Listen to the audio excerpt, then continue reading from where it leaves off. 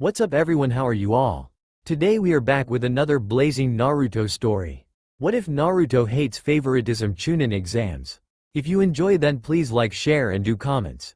And also check the description to original creator of this beautiful creation.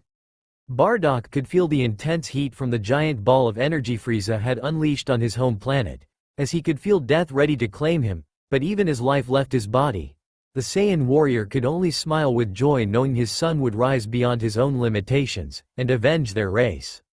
It would be ironic when that day happened, as Frieza's fear of the Saiyan race being his own undoing, and at the hands of Bardock's own son. His third-class Saiyan of a son would one day achieve the ability to become the Super Saiyan of legend that was coveted beyond anything else among his people. It would be glorious. I just wish I would be there to see it. Good luck, my son, thought Bardock, as he closed his eyes, and let death take him with a smile on his face. Or at least, what he thought was death. Elsewhere, another dimension, the Yondaime Hokage had just battled Uchiha Madara, freed the Kyuubi from the man's control, and called forth the Shinigami to seal the fox within his own son. Something he had no intention of doing when Kushina's pregnancy hit its apex and the seal holding the Kyuubi weakening to the point where the fox might break free. Minato didn't know how Madara was alive, much less how he knew where Kushina's hideout was during the last few hours of the pregnancy prior to his interventions, but the man had just about screwed up everything for the Hokage and his village. Now here he was using his own sealing methods, which were in truth second best when compared to his wife's own, which would bind the fox to his son, and turning Naruto into a Jinchuriki.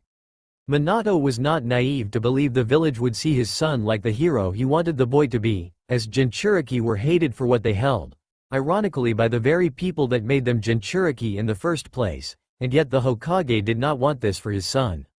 The original plan was for Naruto to receive Kyuubi like his wife did at a much older time when Kushina herself could not hold the fox, and let the woman use her own sealing methods to transfer the 9 tails to Naruto.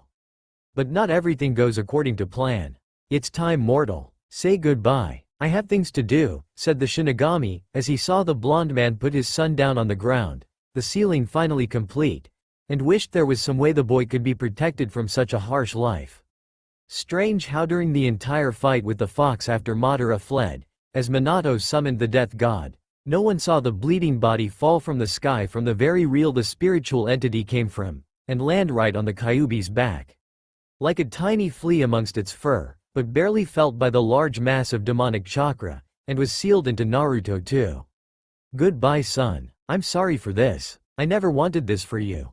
Same with your mother. Whatever you may think of us in the future, I will understand, and won't hate you for hating me if the village does what I think they will. All I can ask of you is to endure what they dish out and know your mother she'd tell you to return it back 1,000-fold, said Minato laughing knowing his wife would say that to her son.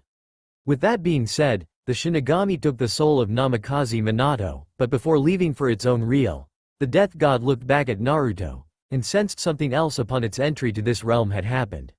Something about the boy's energy had suddenly changed, but was restrained by the seal with his mark, and even in part by the fox itself. The Shinigami could only conclude that whatever this something was, it was not part of the boy, not connected to Kyuubi, and not connected to this very dimension. The death god had always been told by the other powers above that such a contract was dangerous to have since it tore partially into the dimensional fabric, risking something from another place, from another dimension from getting through, and entering this dimension. Now it was starting to suspect Kami and Yami were right. Of course, they were always right when it came to matters like that since they had helped the death god make such a contract with the mortals of this village. In the name of balance, they said, needed to be put in place to counter a forbidden jutsu that cheated the Shinigami out of a few of the souls in his deathly realm from staying there for an unknown amount of time. However, the Shinigami could not remove this unknown entity from the boy, as it would mean removing the seal, and freeing the Kyuubi again. The Shinigami didn't want that, as it had enough paperwork on its hands already just from the sealing alone, and didn't want to make things even more complicated than it already was. Let the mortals deal with this situation, and if it bit them in the ass? Oh well, more souls for its realm. Inside baby Naruto, Bardock opened his eyes as pain shot through his body, and wondered if this place was hell for all the evil he had done for Frieza.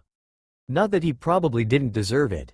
Frieza had attacked so man worlds and the Saiyans had been at the forefront of it for a long time, getting stronger, and done what most of the tyrant's normal army couldn't.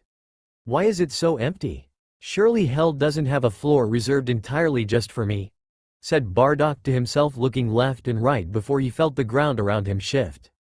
Who is there? Show yourself, said a deep voice, as Bardock felt himself being moved left and right along the tall red grass he was feeling underneath his broken body. I would like to, but my body is badly beaten, and I can't move, said Bardock while he heard a deep growling sound and felt something very powerful was underneath what he thought was the ground when in fact it was something very much alive. Get off my body, said the voice, as the ground shifted further around Bardock, and the Saiyan soon found himself falling off the fur onto the hard wet ground. Before staring up at angry crimson eyes that burned with an intense fire at him and a giant clawed appendage ready to end his already fading life. Sorry, not my intention. Where are we? Said Bardock, as he stared at this vulpine-like creature, and knew of the classification of animal this was since he had seen them before on various planets. Of course none of them were this big or powerful. We have been sealed inside this human child. He's the son of our sealer and are stuck here until the boy's death, said Kyuubi, as she watched the Saiyan look around with some effort, and saw his body was in fact injured to near-death circumstances. The only reason he was still alive was because time had no meaning here and thus stalled his death from happening. I don't know, suppose healing me would be out of the question? Do you even have the power to heal me? Said Bardock, as he heard the fox growl at him, and felt the Kyuubi's power surge around her before entering his body. The only reason I choose to heal you, monkey, is because you might have some use for my vessel in the future, and I am in need of some company, said Kyuubi, as she saw his injuries heal, but even then it appeared that his body had been in a cross between life and death before even being unintentionally part of the sealing. Thanks, I think. I feel weird, like I am alive, yet in a way I'm dead, and feel like I'm being drained with each passing second, said Bardock, as he got off the ground, and saw the golden bars before heading over to them with the feeling of his energy leaving for that area. This seal was designed to drain me of my power and give it to my vessel. Since you are here with me, the same applies to you, and our shared vessel will no doubt absorb traits from yourself in the process. Eventually, you will be fully absorbed into him like I will, and will be no longer our own individual selves, said Kyuubi, though her tone became sad near the end. So the boy will inherit the spirit of the Saiyan race. Interesting, said Bardock, as he saw the fox look at him now with a raised eyebrow, and he explained things to her that shocked the vixen before she in turn explained things to him about the world he was now in. Your race sounds powerful. It's actually a shame they were destroyed, said Kyuubi, as she saw him nod, and look past the bars to the boy on the other side asleep. I want more than just the spirit of the Saiyans to live on outside of my son in my own dimension. Don't get me wrong, he'll clean up the mess we made in serving Frieza, but I want to start things off anew, and bring about a newer version of the Saiyan race. Is it possible for me to give him Saiyan blood through this seal? To turn him into a Saiyan? Said Bardock, as he saw Kyuubi think things over, and run a claw under her fury chin. Possibly. This seal is designed to absorb energy, and blood does have energy. It will take some time, some tinkering, and effort for well over a decade. However, due to the nature of the seal, it may not manifest itself until later, and only if the seal is somehow altered so the absorption process of our energy stops long enough to let any alterations we make to the body become active, said Kyuubi, as she saw Bardock nod, and look at the boy that would be his new legacy. I want him to embrace the way of the warrior, but not enough that he becomes like we were under Frieza's rule, and still have the potential to keep a level head. When the time comes, this boy will achieve a power that will rival the Super Saiyan of legend, and all his enemies will tremble in fear, said Bardock, as he saw Kyuubi nod, and grin a huge grin at the implications. A vessel worthy of both of us. Though I should warn you in advance, this village will hurt him because of me, and stunt his growth in the process. He should also be allowed to absorb your mentality just to be on the safe side, said Kyuubi, as she saw him nod, and then look at his own tail for a second and thought. Can we also give him a tail? A Saiyan tail? Said Bardock, as he turned to face Kyuubi, and the fox seemed to consider it. It's possible. I can also purge the weakness your race possesses should someone grab it, said Kyuubi before she blushed at seeing Bardock's lack of clothing and was only in a tattered loincloth that did little in terms of hiding the Saiyan's manhood, and made a mental note to make sure the boy inherited that too. And make it grow back, said Bardock while Kyuubi nodded and trying to focus on the other impressive thing around the Saiyan's waist. Do you have to ask? Said Kyuubi while Bardock smirked at her. No, but I just like to make sure. This is going to take a lot of trial and error on our part, said Bardock while Kyuubi scoffed. That it will. Now let's begin. We have work to do, said Kyuubi while looking away from him and fighting back the blood that wanted to leak out of her nose. Forest of Death 12 years later. Zaku had just obliterated the little cave-dwelling Leafs Team 7 had been holed up in before Sasuke was on him, and the only one among the cell still in it was Naruto. The boy had been unconscious due to Orochimaru hitting him with the 5 elemental seal and then throwing the Jinchuriki into a tree where unconsciousness claimed him. For the other Leaf shinobi around Team 7 to witness the event, they felt death had just claimed Naruto too, and there were mixed feelings all around. Some were shocked, glad, angry, and uncaring to the fact Naruto had been blown away by the sound shinobi. Come on Sakura, we need to leave if we're going to make it to the central tower, said Sasuke while Sakura nodded, but looked back at where Naruto's supposed grave was, and saw the other shocked faces around them. You can't just leave him buried under that. He's your teammate, said Ino, as she saw Neji shrug since it was no skin off his back while Tenten wanted to help, and Lee already digging for him. Stop Lee, we have our own objective to complete. Leave the fool in the ground. At least his body will provide nourishment for the worms in the ground, said Neji, as he walked away, and Lee scowled at him. He is a Konoha shinobi. If you were in his place, would you not wish someone to dig your body out, and give a proper burial? Said Lee with Neji scoffing at him. Of course, but only because I am a Hyuga of noble blood, and not some commoner like him. Now move, said Neji before walking away and ignored the dirty looks from both his teammates. We can't just leave him here, can we? Said Choji while Shikamaru ran his hand through his hair. Troublesome. As much as I hate to say this, we have to leave him behind. It's not that I want to do that, but we have to complete our mission and get to the central tower, said Shikamaru while Ino became sad and Choji just scowled, though it was aimed more at Team 7 leaving than at his fellow teammate.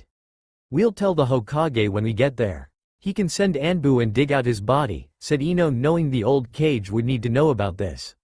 Doesn't make it any better. Hinata is going to be crushed by this, said Choji, knowing the girl really had it bad for Naruto. Yeah, this really sucks, said Shikamaru while looking at where Naruto was buried and wished he could do something. Come on, we have to get to the tower, said Ino sadly while they left. Inside Naruto's mind, contrary to what everyone thought, Naruto was not dead, and was currently buried in the ground while his body went under a rapid change. The Shinigami seal had been stopped in its function in absorbing Kyuubi's chakra, but at the same time had stopped restraining Bardock's powers, and alterations he along with the fox had set into motion shortly after being sealed into him. The Shinigami seal had restrained all the alterations the two had set up for the boy to one day unleash, as they suspected it would when they first started, and tried to figure a way around it. The only option before them was to have Naruto come into his mind to tamper with it, but the boy had no way of doing it, and neither prisoner wanted to try, knowing how loyal the boy was to the Hokage. Telling the old man would just cause more harm than good ones, and the last thing they wanted was for the seal to be altered in a way that wasn't in their favor. When Naruto tapped into the fox's power back in Wave Country, it allowed the groundwork they had first set up to make the changes possible to form, and had he held out a little bit longer in using the Kyuubi's chakra could have unlocked the power of the Saiyan in him. Orochimaru's intervention, however, had turned out to be the best thing that happened to Naruto, and it was finally time to show this world the might of the Saiyan race. This act by the Sannin would allow Bardock to walk through the caged bars, merge his form with the unconscious Naruto, and become a hybrid of sorts in spirit while being a full-blooded Saiyan that would be unmatched. The understanding of energy, the ability to fly, and how to use it many useful ways. It's time, Kyuubi. It's been fun, said Bardock, as he had a great time with the vixen, and she also enjoyed his company. That it has Saiyan, said Kyuubi while seeing Bardock leave the bars and stare at the unconscious form of Naruto before he vanished into the boy. It's funny. This would be the second time I died. At least I'm going out on my terms this time, and in a way, I'm being reborn again. Both of us are, said Bardock before his entire form was gone from sight. and in the process covered the dark, dank sewer for a mind in a great light, and power that shook everything down to its foundation. Real world, the grave of Uzumaki Naruto exploded with power, as the boy it belonged to rose from the ground, hovering with silver-colored energy covering his body, and the changes being made. Bones broke before mending, tendon, muscles, and ligaments tore all over with the boy's healing soon after. All of Naruto's senses had become enhanced beyond that of an average human and even developed the ability to sense other people's power without the need for a scouter like Bardock had done in the past. Last, but certainly not least in the slightest, Naruto had gained a Saiyan tail and the knowledge behind it. With a mighty yell that shook the ground, Naruto unleashed the power of his newfound heritage, and turned the area around him into a wasteland that went on for what seemed like several miles.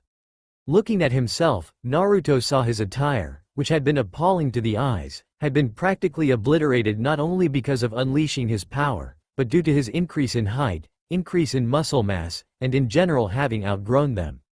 All he had won was his boxers, and even they were feeling a little tight, and a new pair would of course be required to obtain. Preferably an adult pair designed for someone with his uniqueness. This is unreal, and yet, it feels so natural. Like it's been a part of me since I was born, said Naruto to himself, as he flexed his hands while looking at them, and then looked at where he sensed the different levels of power heading in one direction. The central tower. As he came to terms with this new change, Naruto also remembered the voices he heard while buried underneath that pile of rubble, and how his team left him in his grave. The boy growled in anger at their stupidity and even more at the one boy named Neji for even having the nerve to call him a commoner. Him, a Saiyan, it was wait, how did he know that term? Why did he call himself that? Shaking his head, Naruto decided to hold off on understanding this for later, and decided to do a little hunting for what he needed to pass this test. Searching for the nearest power level, Naruto took to the air, and flew through the trees before stopping quickly to look down at a clearing where 3 Iwa shinobi had set up camp. What the hell? Said one Iwa shinobi, as he looked up, and pointed to Naruto while the other 2 Iwa shinobi jumped away. Hello maggots. I need your stuff, said Naruto while descending to the ground, and the trio of Iwa shinobi just laughed at him. Or what? Look at you. You have no weapons, you're all alone, and in your underwear. You are a pathetic excuse for a shinobi, said the leader of the trio while he along with the other 2 just laughed. You're right. Well, 3 out of 4 anyway. I was a pathetic excuse for a shinobi, but then again my training was minimal due to the lack of instruction by most of my teachers on account of them never really liking me, and acting like the arrogant fools they serve. However, the problem with the other 3 can be corrected, and solution to that lies with you 3 giving me what I want, said Naruto with the leader of the trio of Iwa shinobi laughing at him. And what do we get in exchange? We don't exactly swing that way, said one of the Iwa genin behind the leader. Good, because I don't either. As for you get in exchange? You get nothing. Absolutely nothing, said Naruto before he vanished and reappeared in front of the leader. With his right arm in the Iwa shinobi's torso. What? Why you? Said the Iwa genin, as he saw Naruto grin at him, and sensed his 2 comrades frozen in fear. Since you asked me so nicely, I'll tell you what I am. I'm a Saiyan warrior. And you are dead, said Naruto before removing his arm from the genin, and the Iwa shinobi fell to the ground. Bastard, said the next Iwa genin, who was going through hand signs, and was about to unleash an earth jutsu before his head was blown up when hit with a ball of silver energy that splattered his brain all over the place. You're next, said Naruto with the Iwa shinobi waving his hands and getting on his knees to show he surrendered. Wait, I give up. I have what you need, just don't kill me, said the Iwa genin, as he threw over a bag with the scrolls, weapons, and some extra clothing he had in the event they were needed. That's good. Thank you for your generous donation. However, if I let you live, then you will report this to your cage, and most likely make me a target in the future. I can't have that, said Naruto before he shot another blast of energy at the Iwa genin and blew him up. He was on his way. Central Tower several days later. Congratulations to all of you who made it this far, and welcome to the next stage of the Chunin exams. Normally we would give you all a month to prepare for the finals, but given how there are so many of you, we have to go through preliminary rounds to thin out the ranks, and ensure only the best from each village advances to the finals, said the Sandaime Hokage while seeing one person he wished was here to compete in the prelims. Uzumaki Naruto. Team 10 had come to him after his arrival and immediately informed him of what had happened with Team 7 along with how they left the boy buried in the dirt. For all they knew, the boy was alive, but just buried underneath that rubble, and yet the genin teams there had chosen, some with reluctance, the mission over a comrade. Well, except for Guy's one student, who actually tried digging for Naruto, but then obeyed the acting squad leader of the team, and headed for the tower to complete the exams. Hyuga Hinata could be seen in a state of complete depression, as she had come to the conclusion that Naruto had fallen in the forest of death when he wasn't seen among the other genin there, and yet strangely enough she glared at Sasuke along with Zaku for their hand in his death. Zaku for the killing and Sasuke's disregard for rescuing Naruto in the off chance he might be alive despite the attack that buried him in the ground. "I'm sorry Naruto-kun. I'm sorry I couldn't tell you how I felt," thought Hinata, as she was in an emotional state between sorrow and anger at what had happened to him.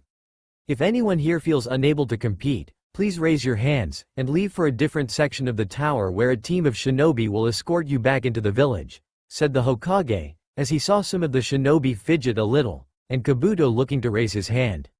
Pathetic. Giving them a chance to back out, and even worse is them taking it. "Where is your pride in being the best of your village?" said a new voice, as a figure walked into the room, and gained the attention, and many were shocked to see it was Uzumaki Naruto. Or rather, what was the new version of Uzumaki Naruto? Naruto was wearing black shinobi pants, a muscle shirt, had gauntlets on both hands he had gotten off of the trio of shinobi from AIM, and steel-toed combat boots from a large genin from Grass Village. He didn't have a kunai or shuriken pouch with him, but rather two medium bags in each hand, and a fur-like belt wrapped around his waist. On his head was a leaf shinobi headband, but it was pretty beat up, and looked ready to fall apart at any second. "Naruto?" said the Hokage with the boys smirking at him. "What, you were expecting Kyuubi?" said Naruto with a grin, and many of the adults in the room went pale at the mention of the fox. "You're alive," said Sasuke in disbelief while Zaku and his teammates looked like they were seeing a ghost. "You sound surprised. Then again, you along with the bitch there left me buried in the ground, and didn't even bother trying to dig me out." "Had to do it myself," said Naruto while his eyes scanned every genin in the room and gauging their power. "You should have stayed there," said Sasuke while sneering at Naruto. "And you should have grown a spine when fighting the snake man in the forest of death instead freezing up while on the brink of wetting yourself," said Naruto with Sasuke now snarling at him. "You think you're better than me? I'm an Uchiha, an elite," said Sasuke, as he turned to face Naruto while the boys smirked at him, and the Uchiha was getting angrier with each passing second.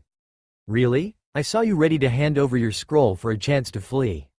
You had no real guarantee the man would even let you walk away, and yet you gambled the second he was ready to tear you apart."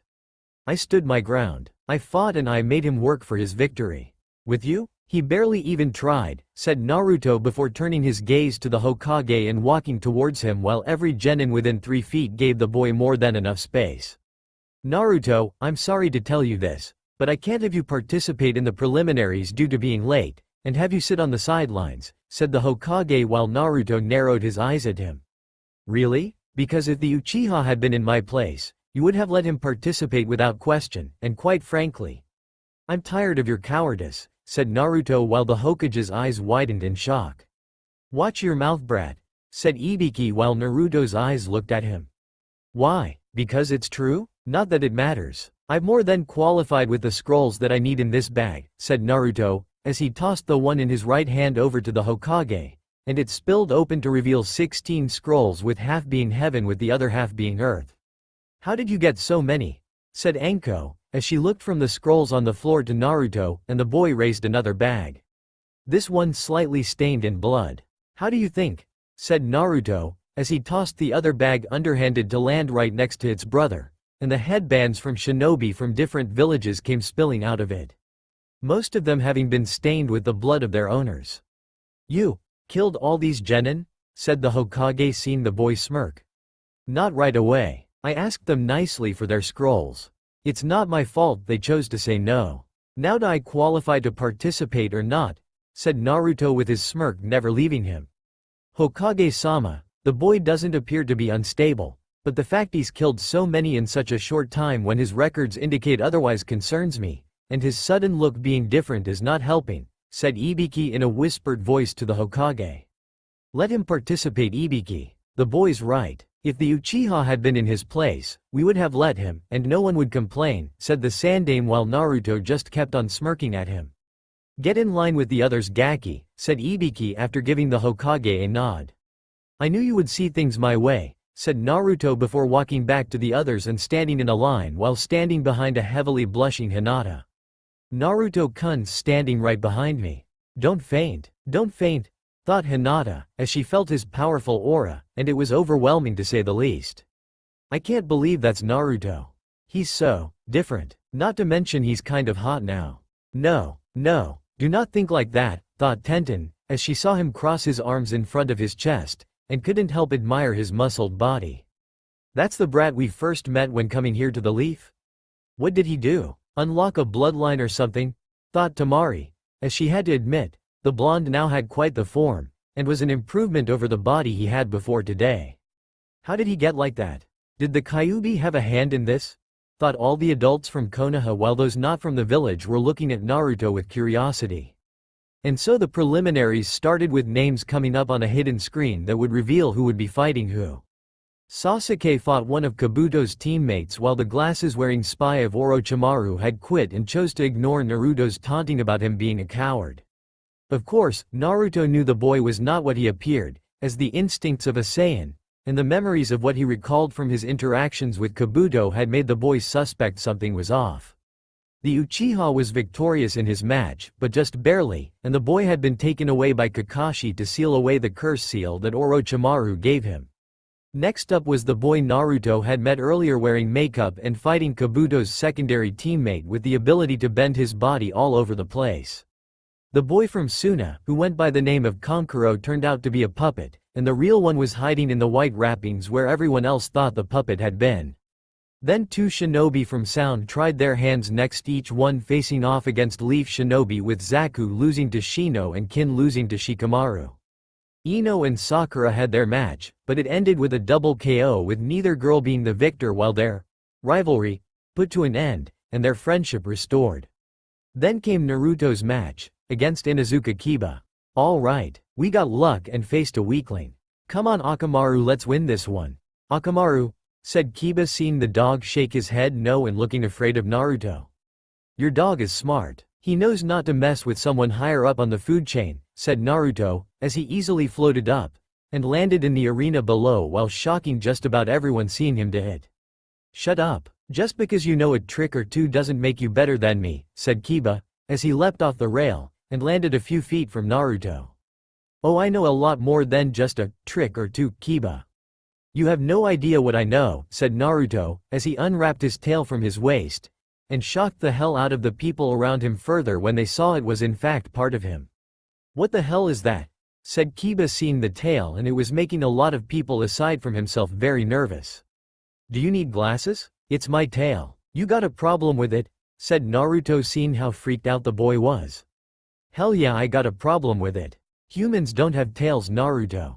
I'm pretty sure that was covered in our biology classes at the academy, said Kiba, seeing Naruto let out a chuckle. Then I guess I'm no longer human. Perhaps I'm something more, said Naruto, as he grinned further, and his tail was moving wildly behind him. Something more? You're a freak of nature, Naruto. That is what you are, said Kiba, seeing Naruto scowl at him. I like the tail, said Hinata to herself, but let out and squeak when Naruto turned to look at her with a raised eyebrow, and was surprised he heard her. Thanks, Hinata-chan. At least I know there is at least one person in Konoha that likes all of the different parts of me, said Naruto, making the girl blush further since she had seen every part of him with her eyes at one point during the written part of the exams with her eyes, since she had used them to cheat and had seen that part of him down there. Look at that blush. She's done something naughty. Such a bad girl. Maybe I should try corrupting her under Kur-chan's nose, thought Anko, as she had an idea on how to do that, and it involved Hinata looking at Naruto with those all-seeing eyes. Hey, focus on me and not her, said Kiba angrily while Naruto just smirked. Why, she's much better looking than you. Smells better too. Incidentally, when was the last you took a bath, or shower? Said Naruto while Hinata fainted with a full-on blush at hearing how he liked the sight and smell of her body. Kurenai scowled at Naruto while Anko was laughing her ass off. Shut up. You think you're so great, but you're just a weak wannabe shinobi, who can't even perform a simple clone, and failed the academy 3 times because of it, said Kiba with a grin on his face while Naruto's face became one with anger. Probably because the teachers knew my output of energy was so high no form of control would allow me to perform one properly. Instead of teaching me an alternative, they felt it necessary to keep such information out of my reach, and silently laugh at my failures. Of course, it's much better than yours since they only let you pass so they wouldn't have to smell you for another year. And spray for fleas every week, said Naruto while Kiba growled at him. Oh, you are so dead. Let's get this fight started, said Kiba, as he charged towards Naruto with the intent of taking his head off, and his aim was true. Had Naruto not moved his head to the right, kneed Kiba right the gut with enough force to send him flying back, and hitting the wall with enough velocity that it collapsed upon impact. You missed and I win. Next, said Naruto before he floated back up to the railing and sat down on the edge of it. Impressive display of power Naruto-san, said Shino while his bugs were going crazy inside his body and telling him the boy's power was insane. Thanks Shino. Do you feel any kind of anger at me for knocking your teammate out? Said Naruto seeing Shino shake his head no. Kiba was fighting an opponent he couldn't win against and dug a deep hole for himself by insulting you in order to compensate for his own feelings of fear, said Shino with Naruto nodding. Too much pride in the belief you're strong caused one to not see the truth right in front of us. It's not healthy, said Naruto while he looked at the screen and heard the gasp from Hinata at seeing the names on it. Hyuga Hinata vs Hyuga Neji. No, not that, thought Hinata, as she looked from the screen to her cousin and he was smirking at her. It's time to put Hinata-sama in her place and show her crush the difference between us, thought Neji, as he went to the arena floor, ignoring Guy's words of warning to not make this personal, and got ready for his fight with his cousin. Do your best Hinata, said Shino seeing Hinata look at him, then Kurenai, who nodded in agreement, and then Naruto giving her a thumbs up with a smirk on his face. I will, said Hinata, as she made her way down, and faced Neji. Do you think she can win? Said Asuma while walking over to Kurenai. She's got confidence issues, but when push comes to shove, I'm hoping Hinata can rise above this, and show her true potential, said Kurenai, as she tried to help the girl, but it was hard considering Hinata's father, and the Hyuga clan in general were not what you would call a positive influence. Quite the opposite actually. You should give up Hinata-sama. The Chunin exams is not a place for one so spoiled like yourself. You have a duty to be the heiress of the Hyuga clan. Just give up and live a life without burdens aside from childbirth, said Neji while getting many glares from those in the room with the majority of them being female. D don't say T that. I'm N not SS spoiled. I'm H here to P prove I H have changed, said Hinata seeing her cousin snarl with his eye active. Changed? You're stuttering. Your eyes move left and right with uncertainty. You will never change Hinata-sama. Fate cannot be changed. It will forever be your destiny to be weak, said Neji seeing Hinata shivering at his harsh words. Crunch. Hey Hyuga. The one with long hair, said Naruto called from above them after putting his fist through the railing. What do you want commoner? Said Neji while turning around to stare at Naruto. First, if you call me commoner one more time, I'm going to rip your skull open using your hair, and then rip out that tiny organ you call a brain. Second, don't take the coward's way out in making her submit by intimidation, and through words no less. Such a way is a coward's way, said Naruto seeing Neji looking ready to spit fire from his eyes if he had the ability. No one asked you, fool, said Neji while finding his eyes were hurting from using his eyes while in Naruto's direction. Hinata, ignore your idiot cousin, and fight him to the very end. You want to prove to everyone that you have changed? That's how you do it. All your strength, all your power, everything you've got. Do not submit, said Naruto while Hinata looked up at him in wonder and then back at Neji with a fire in her eyes that wasn't there before. I'm ready Neji. Let's fight, said Hinata, as she activated her eyes, and got ready to do battle with her cousin. So that's how it is Hinata-sama. You look at him, hear his inspiring words, and all of a sudden you have a spine. Well, it's time to break it, and break you of this newfound strength right in front of him, thought Neji, as he got into his gentle fist stance, and it was clear as day that the battle was on. And sadly, Hinata lost. Still, Hinata had done well holding her own against Neji, who had better training, more confidence, knew things that she did not, and was aiming to kill the Hyuga girl. Hinata used her skills to disable her opponents. It wasn't in her heart to fight, much less kill her own blood, despite that person being a total asshole at the moment. Neji, however, did have it in his heart though, and proved it when he moved in for the kill when Hinata continued to rise to fight against him. Despite her injuries, Hinata endured his words, his assault, and used some truth-filled words of her own to hit a very sore spot in his heart to provoke the attempt of killing the Hyuga girl. Even then, Hinata stood her ground, ready to face the end without fear, knowing she had given her all, and not afraid to die with that fact seen by everyone today. However, just because Neji had aimed to kill, it didn't mean the Hyuga would succeed in hitting his target, as 3 Chunin intercepted him, and prevented the kill. Neji did not like their intervention, stating they were only protecting the main family from shame of losing one of its members, but Guy had shaken his head no when his student looked at him, and pointed to where Hinata had fallen after being unable to stand.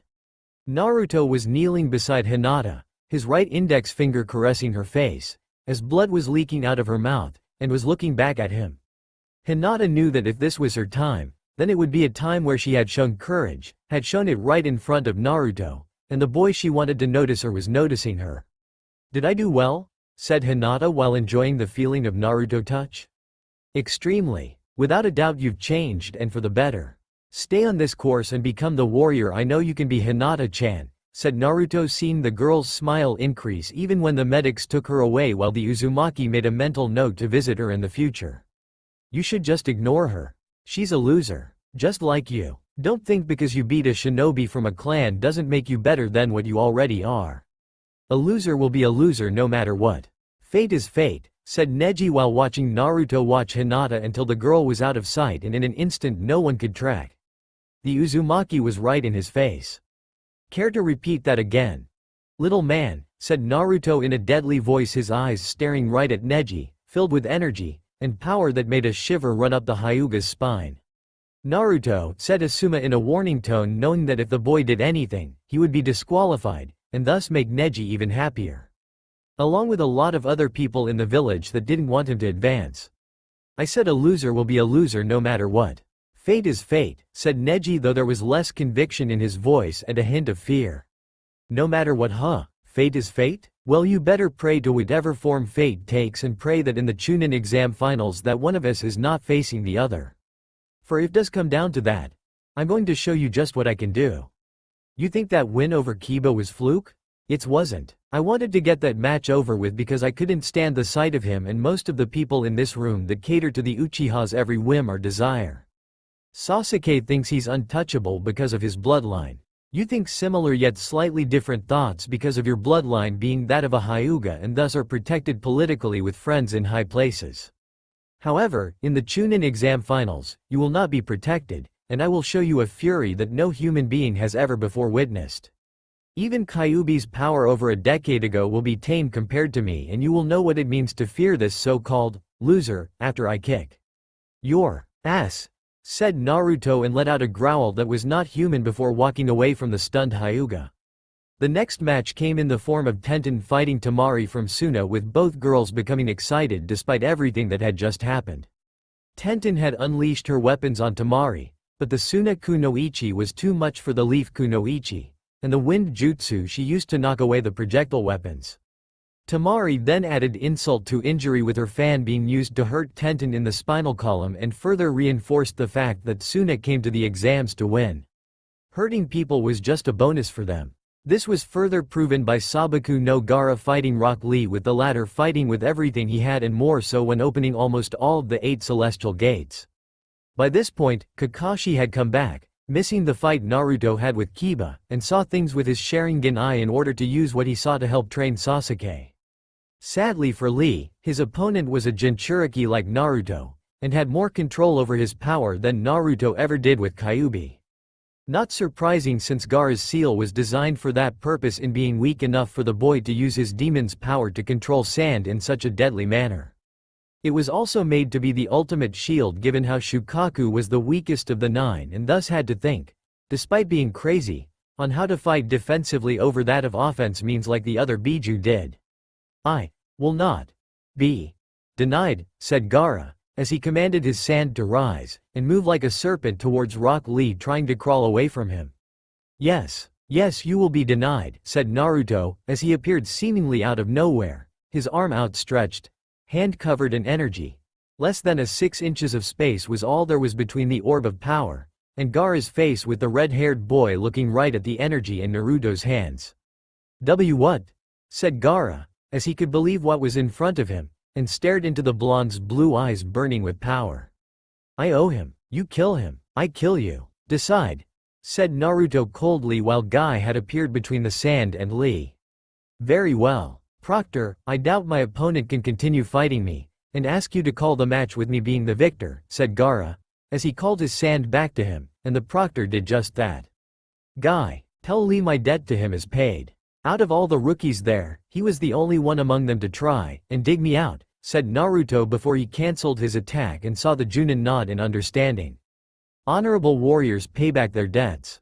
After that, the matches pretty much neared the end, as Choji faced Dosu, and the latter won by putting the former to sleep using those metal bracers on his arms to emit sound vibrations that attack the sensory part of the brain responsible for controlling when a person sleeps. With the preliminaries now over, all that remained was to determine who would face who in 1 month's time and in front of the public masses. First match: Uzumaki Naruto vs Hyuga Neji. Second match: Sabaku no Gaara vs Uchiha Sasuke. Third match: Kinuta Dosu vs Nara Shikamaru. Fourth match: Aburame Shino vs Sabaku no Kankuro.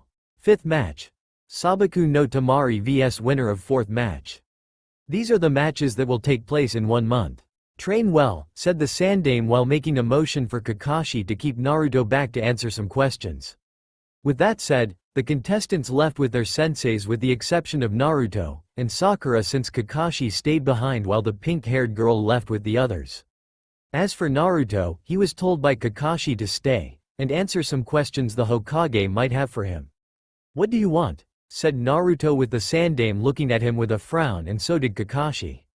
Naruto, be more respectful to the Hokage, said Kakashi, since this was a serious matter that could impact Naruto's life in the future. What respect? I don't respect people who have replaced their warrior spirit with that of a coward's and would play politician, said Naruto, seeing the Sandame's eyes narrow at the accusation. Naruto, said Kakashi sternly. Shut up, don't you dare try to reprimand me, you hypocrite. You think I don't see your actions in favoring the Uchiha since our team was put together? Giving him extra training while I and the pink-haired Uchiha fangirl do chakra control. Have me do the labor of the D-ranked mission while having Sasuke spar with you while using shadow clones to keep us in the dark. Not that training did much good. Sasuke will always be a sniveling little coward no matter what you do, said Naruto, who got a punch to the face for his words, and yet was not even affected by it. Ow, what is your face made out of? Said Kakashi, as he tried to fight back the pain in his hand, and failed miserably. Kakashi, Naruto, you have to understand that once the village sees your new appearance over what they know, not to mention the tail, many will assume the Kyuubi was involved, and call for your head, said the Sandame while Naruto's eyes narrowed at him. That's not exactly shocking news, old man. Besides, you make it sound like I should care what they think, and do my best to appease the masses by being their punching bag, said Naruto while the Sandame looked grim. You should care about them, Naruto. They're your people, said the Sandame while Naruto just laughed that echoed throughout the large room. My people? That's where you're wrong, old man. They're not my people. If they were my people like you claim, I wouldn't be hated, I wouldn't be shunned, beaten, and brought near death so early on in my childhood. They are certainly not my people, said Naruto coldly while the Sandame looked at Kakashi, who nodded in understanding, and put a hand on the boy's shoulder. I'm sorry, Naruto. I'm ordering your powers sealed away and your mind wiped of all these events. Within a month's time, you will be brought back to Konoha looking like you did before, and we will tell the other rookies that your change they witnessed here was the result of Orochimaru's doing that had dangerous aftereffects if left unchecked, said the Sandame with Naruto's eyes narrowing at him. What makes you think I'll let you do all that? What even gives you the right to do it in the first place? Said Naruto while the Sandame's face became a scowl. I am the Hokage of Konoha and you are one of its shinobi. My subordinate. My word is law and you will respect my decision, said the Sandaime in a more authoritative voice. "You are a disgrace to your position, old man. You are not worthy of the hat and robes you wear," said Naruto before moving quickly and disabling Kakashi with quick spin strike to the Junin's ribs with his elbow. Fast, but not fast enough, thought Sandaime, as he moved quickly for a man of his age, and aimed for a pressure spot on the back of Naruto's neck. Only for Naruto to vanish from his spot, and the Sandaime found himself unable to find him. Until Naruto laughed, which caused the Sandaime Hokage to look up, and saw the boy hovering over him with arms crossed with a cruel smile on his face. "You must think I'm an idiot in just standing still and letting you do all that stuff to me. Fool, make no mistake, I will be at the Chunin exam finals. I will fight Hyuga Neji, and when I do, his life will end. Tragically," said Naruto before he was covered in a silver-like fire that was his energy, shooting up through the tower, out of the tower, into the sky, and then to Kami knows where. "What do we do, Hokage-sama?" said Kakashi, seeing the Sandaime Hokage sigh at this defeat. "We must inform the councils and clan heads of this. I must also contact Jiraiya and tell him what has happened," said the Sandaime Hokage with Kakashi nodding. "You did what was right, Hokage-sama," said Kakashi while the Sandaime shook his head an affirmative no. "No, what I did was betray my late successor and his wife. I betrayed all they stood for and tainted their noble intentions in saving the village. Soon, Konoha will pay the price for its stupidity," said the Hokage before walking away and leaving Kakashi to his own thoughts on the matter. This would not end well. Kakashi was sure of it. Naruto didn't really understand how he was able to fly at first, but just knew from what his mind was telling him to do on instinct, and the sensation felt so right. Like he was a bird, freed from its cage, and spread his wings to fly high into the sky. He was flying all over the place, from one country to the next, zooming at such an intense speed that by the time the sonic boom he made over one country was heard, Naruto was on the other side of the world, and making more of them. The more he focused on what he could do with his newfound abilities, the boy felt more memories that were not his coming out, and had nearly overwhelmed him. However, Naruto fought for control, focusing on doing things one step at a time, and just learning not to blow himself up with what he knew from instinct alone. He figured that a whole month of learning how to control his powers for the Chunin exam finals was a blessing in disguise and would be able to get ready for his fight with Hyuga Neji. Suddenly stopping in his training in the ways of flight, the blonde remembered what Neji had done, what the boy had said about losers always being losers, and saying fate is fate. It just was total bullshit. If what Neji said had ever been remotely true, which it was not, then Naruto wouldn't even be a shinobi right now, and be a dead nobody just like everyone wished since his birth. Well, almost everyone. Hinata seemed to like him for him. The words made Naruto angry. He was so damn angry at that prick. His power had begun to rise, his power forming into the form of silver energy. A storm was forming overhead, and even the ground began to shake. Letting out a yell that echoed throughout possibly half the world hearing it, Naruto unleashed his power, and feeling a need to vent it out on something worth hurting.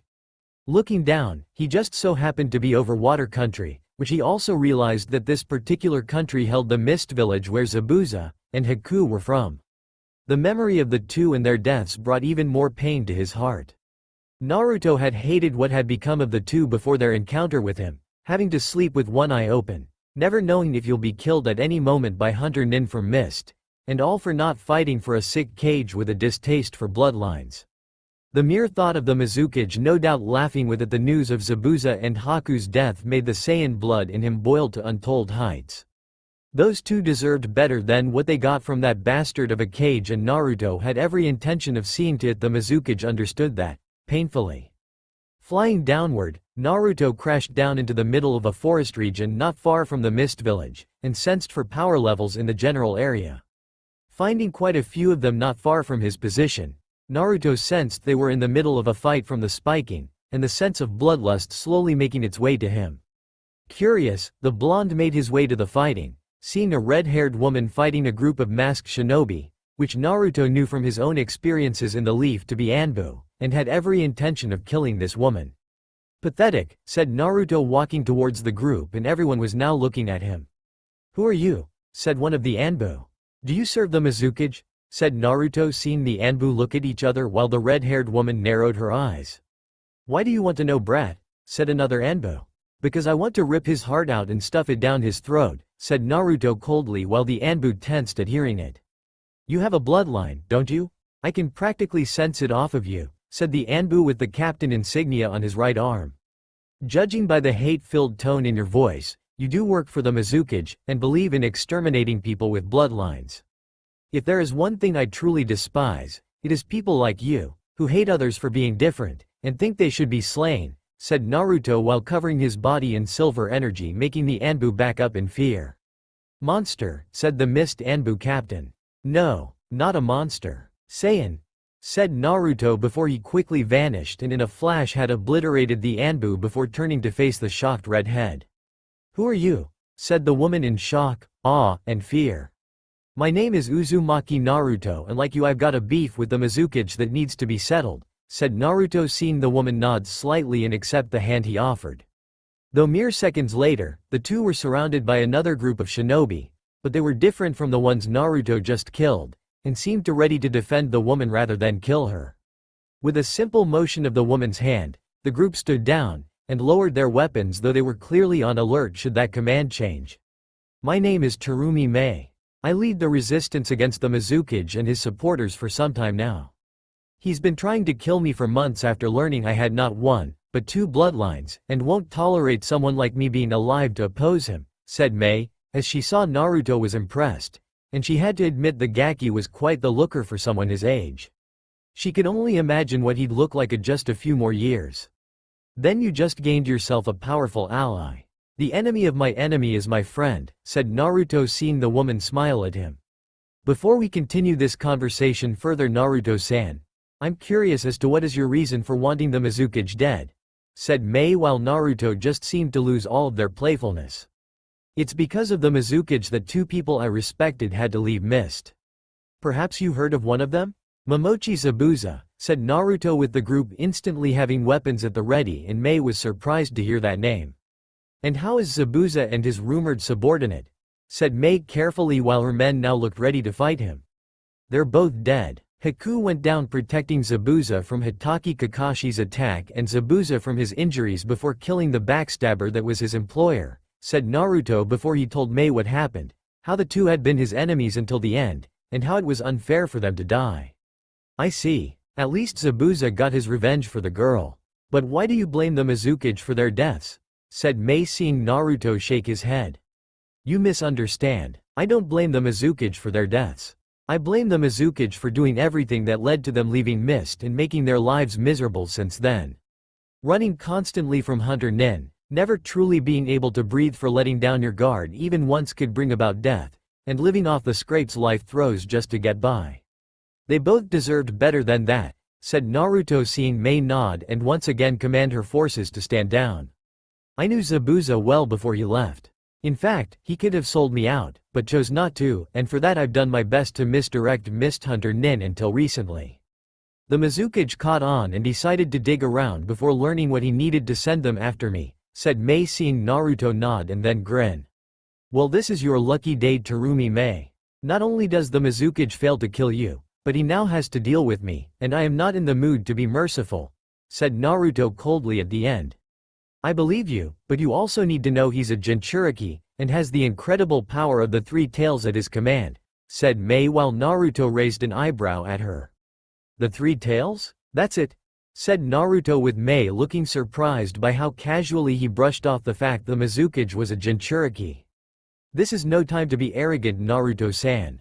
The Mizukage is powerful enough without the demon's power, but with its demonic chakra under his command, said Mei, but was silenced when Naruto unleashed his power, and it kept rising higher than the three tails ever was when free. The three tails is nothing compared to me, nor is its jailer. You want the fighting to end and bring stability to this land?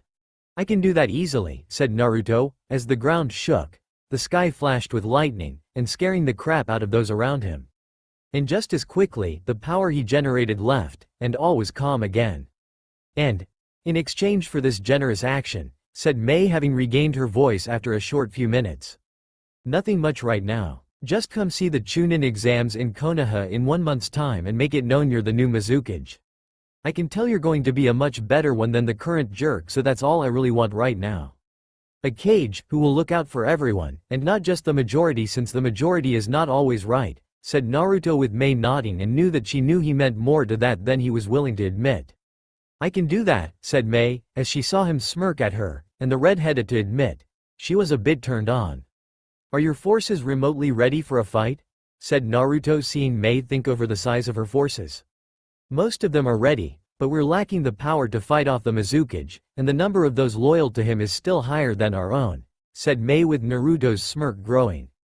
Get your troops ready, Terumi Mei. The strength you need has just arrived and you're looking at him, said Naruto before turning around and heading for Mist. Terumi-sama, are you sure it's wise to trust this kid?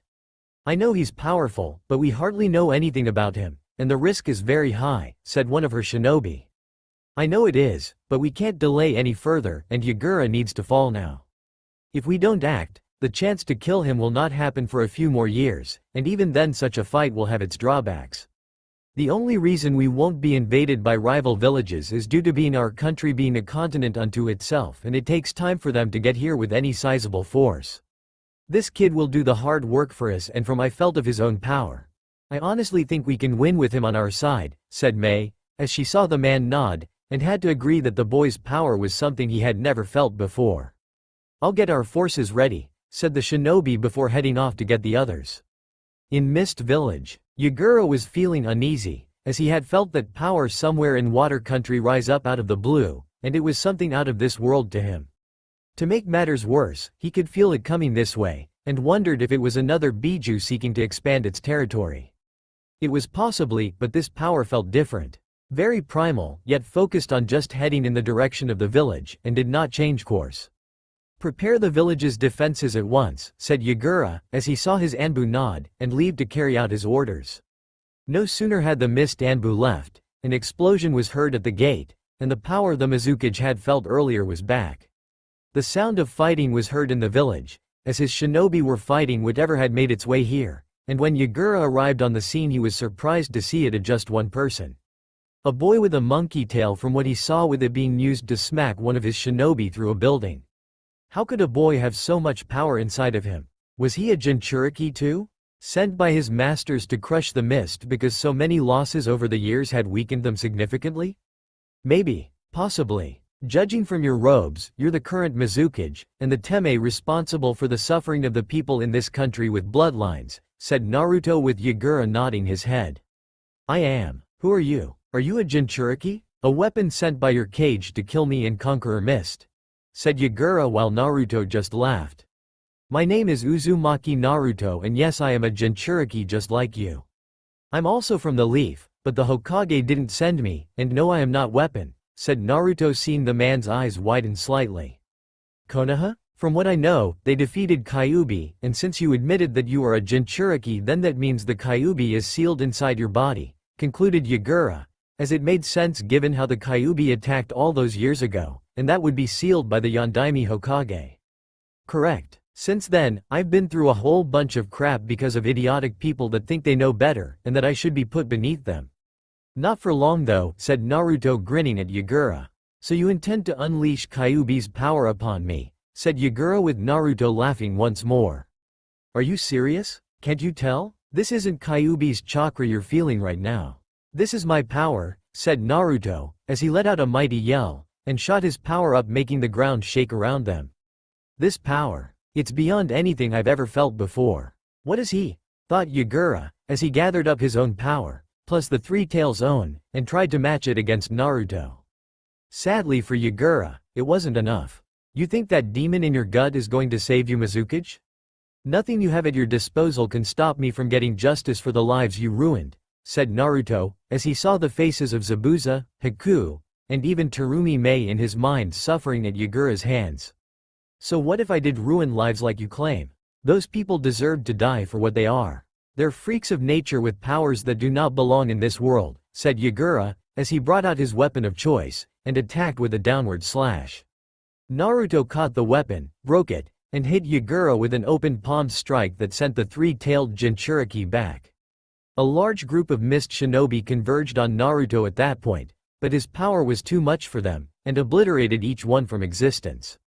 Those that weren't blown away were taken down by Naruto's fighting style, which was in reality Bardock's way of fighting and moving on instincts.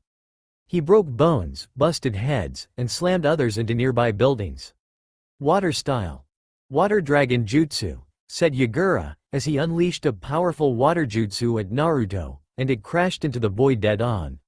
Thanks. While I don't mind a shower, I prefer to have one in the normal fashion, or go to the hot springs, said Naruto, as he had yet to move from his spot after the jutsu hit him, and looked unimpressed by the attack. Die, said Yagura, as he unleashed the Three Tails chakra at Naruto, who dodged to the demonic chakra, and instead charged his fellow Jinchuriki head-on. You first, said Naruto, as he hit Yagura in the face with his knee, followed by a punch that slammed the Mizukage into the ground, and then finally finishing up by taking to the air before with a blast of energy that obliterate the entire area around them. Descending to the ground, Naruto looked at his handiwork, seeing that the village had taken a bit of a beating from the blast, but nothing a little elbow grease and hard work wouldn't cure when rebuilding what was destroyed. Letting out sigh, Naruto saw many of the mist shinobi that he hadn't hurt or killed backing away from him in fear of facing such a powerful foe. You did it, said Mei, as she appeared with her forces, and saw the devastation Naruto had brought down on Mist. I aim to deliver Terumi-san, said Naruto, as he bows his head to her, and begins to walk out of the village. I'll see you at the Chunin exams, said Mei, seeing the Saiyan stop and turned his head to smile at her. I'll look for you there. If by chance I'm not, assume it's anything foul play was involved, and don't believe anything the Sandame tells you. Mizukage-sama, said Naruto, as he shot up into the air, and shocking many of the mist shinobi while taking off with a streak of silver energy being left behind. Such a strong boy. One day, he'll be an even stronger man, and when that happens, I will make him mine, said Mei, as she could see it now, and the blush that formed on her face matched the hair on her head. Graduations on being the Mizukage madam, said one of Mei's loyal subordinates by the name of Ao. Thank you, Ao, but now is not the time for celebration, as we have a lot of work to do, and only a month to get it done before the Chunin exam finals come around, said Mei while Ao frowned in confusion. If I may, Terumi-sama, Mist doesn't have any of its shinobi participating in Chunin exam finals, so there is no need for you to attend, said Ao, but an icy stare from Mei made him stop, and felt a shiver run up his spine. Our ally, who is responsible for succeeding ahead of schedule, is participating in them in 1 month. I want my position in being the new Mizukage of Mist to be strong enough by then that I can leave the village to see him, and if it's not, I'll just have Naruto-kun kill you, said Mei before her face goes from cold to sweet with a smile and goes skipping off to Mizukage Tower while Ao can only sweat drop.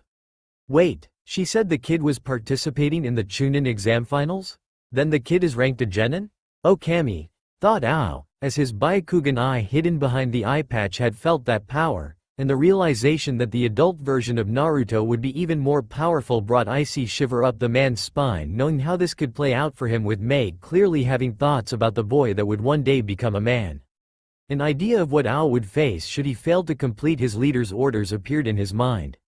Ao's pictured outcome. Forgive me for missing the Chunin exam finals, Naruto-kun. Ao Teme dragged his feet and I was held back by my duties as the new Mizukage on account of his incompetence, cried Mei into the blonde's shoulder and Naruto comforting her.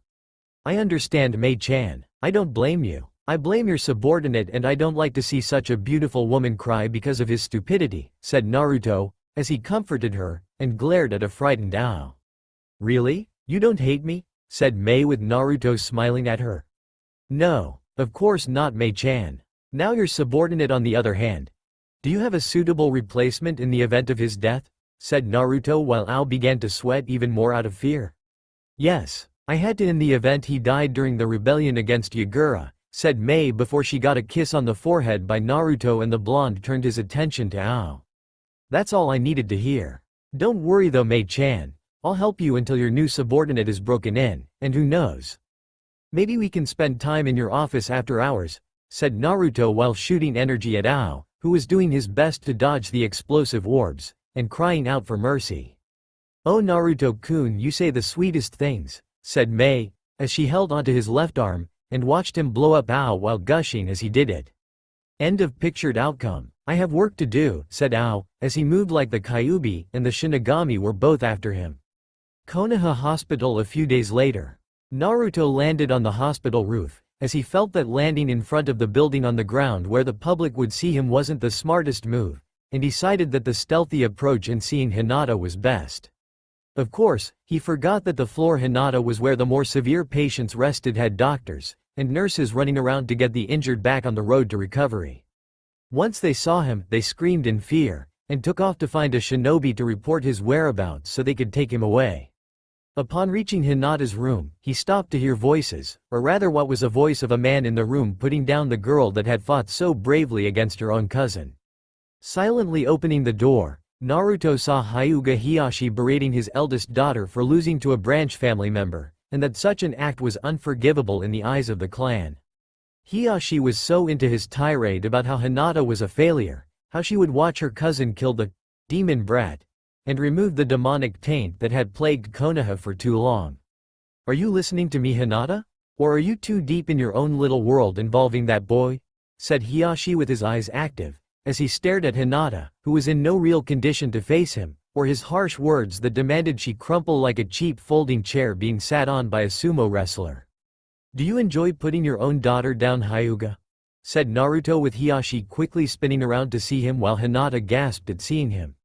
"You, get out of here before I show you just how lethal a Hyuga can be," said Hiyashi while fighting back the pain his eyes felt when seeing the boy's energy shining brightly in front of him. "Spare me the Theatrix Hyuga head. You have neither the right nor the power to end me with your skills. I can see those eyes of yours are straining to even look at me when active.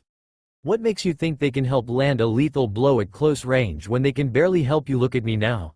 said Naruto while Hiyashi looked livid despite the fact his words were true.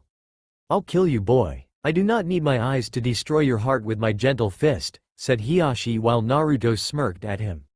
"I'm sure you'd love to try," said Naruto while motioning Hiyashi to come at him. "Die, boy," said Hiyashi as he had to deactivate his eyes when moving forward, and aimed for Naruto's heart. However, Naruto was neither in the mood to deal with such a fool, nor did he want to at the moment, and simply dodged the strike before breaking the man's arm. He then kicked the man literally in the ass and sent Hiyashi flying into the wall to leave a body imprint before the man fell onto the floor. "I have a better idea. Tell your dumbass nephew he's next, and to pray I'm in a good mood when we fight," said Naruto before shutting the door on him and turning to face Hinata. "I'm sorry," said Hinata, as she buried herself more under the covers and looked away from him.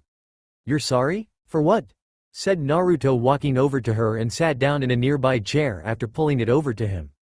"For being weak in front of you while my father was here. I wanted to say something. I really did, but I don't," said Hinata, as she looked away from him, ashamed of her own shy nature, and not sticking up for herself. "I know. It just proves how strong you were fighting Neji. If your father treated you like this most of your life, then it's no wonder you've had confidence issues and hesitant to do anything. You're always afraid to do anything knowing your father will most likely hate any decision you make regardless of whether it's right or wrong," said Naruto seeing the Hyuga girl nod since that was true regarding her father. Nothing she ever did pleased him. She could be named Hokage and he would put her down in some manner. "I don't feel very strong," said Hinata with Naruto just smiling at her. "Physically, you are as you should be, and recovering from your injuries. Mentally, you should feel a bit better, and a weight being lifted off your shoulders," said Naruto while Hinata looked confused. "I should?" said Hinata with confusion. "Of course. You fought and held your ground. Almost everyone expected you to give up after hearing Neji's words. Yet you stayed," said Naruto seeing Hinata shake her head. "I only stayed because of what you said to me," explained Hinata with Naruto smirking at her. "Sometimes we need helpful push in the right direction to get started on the path we wish to take. There is no shame in that.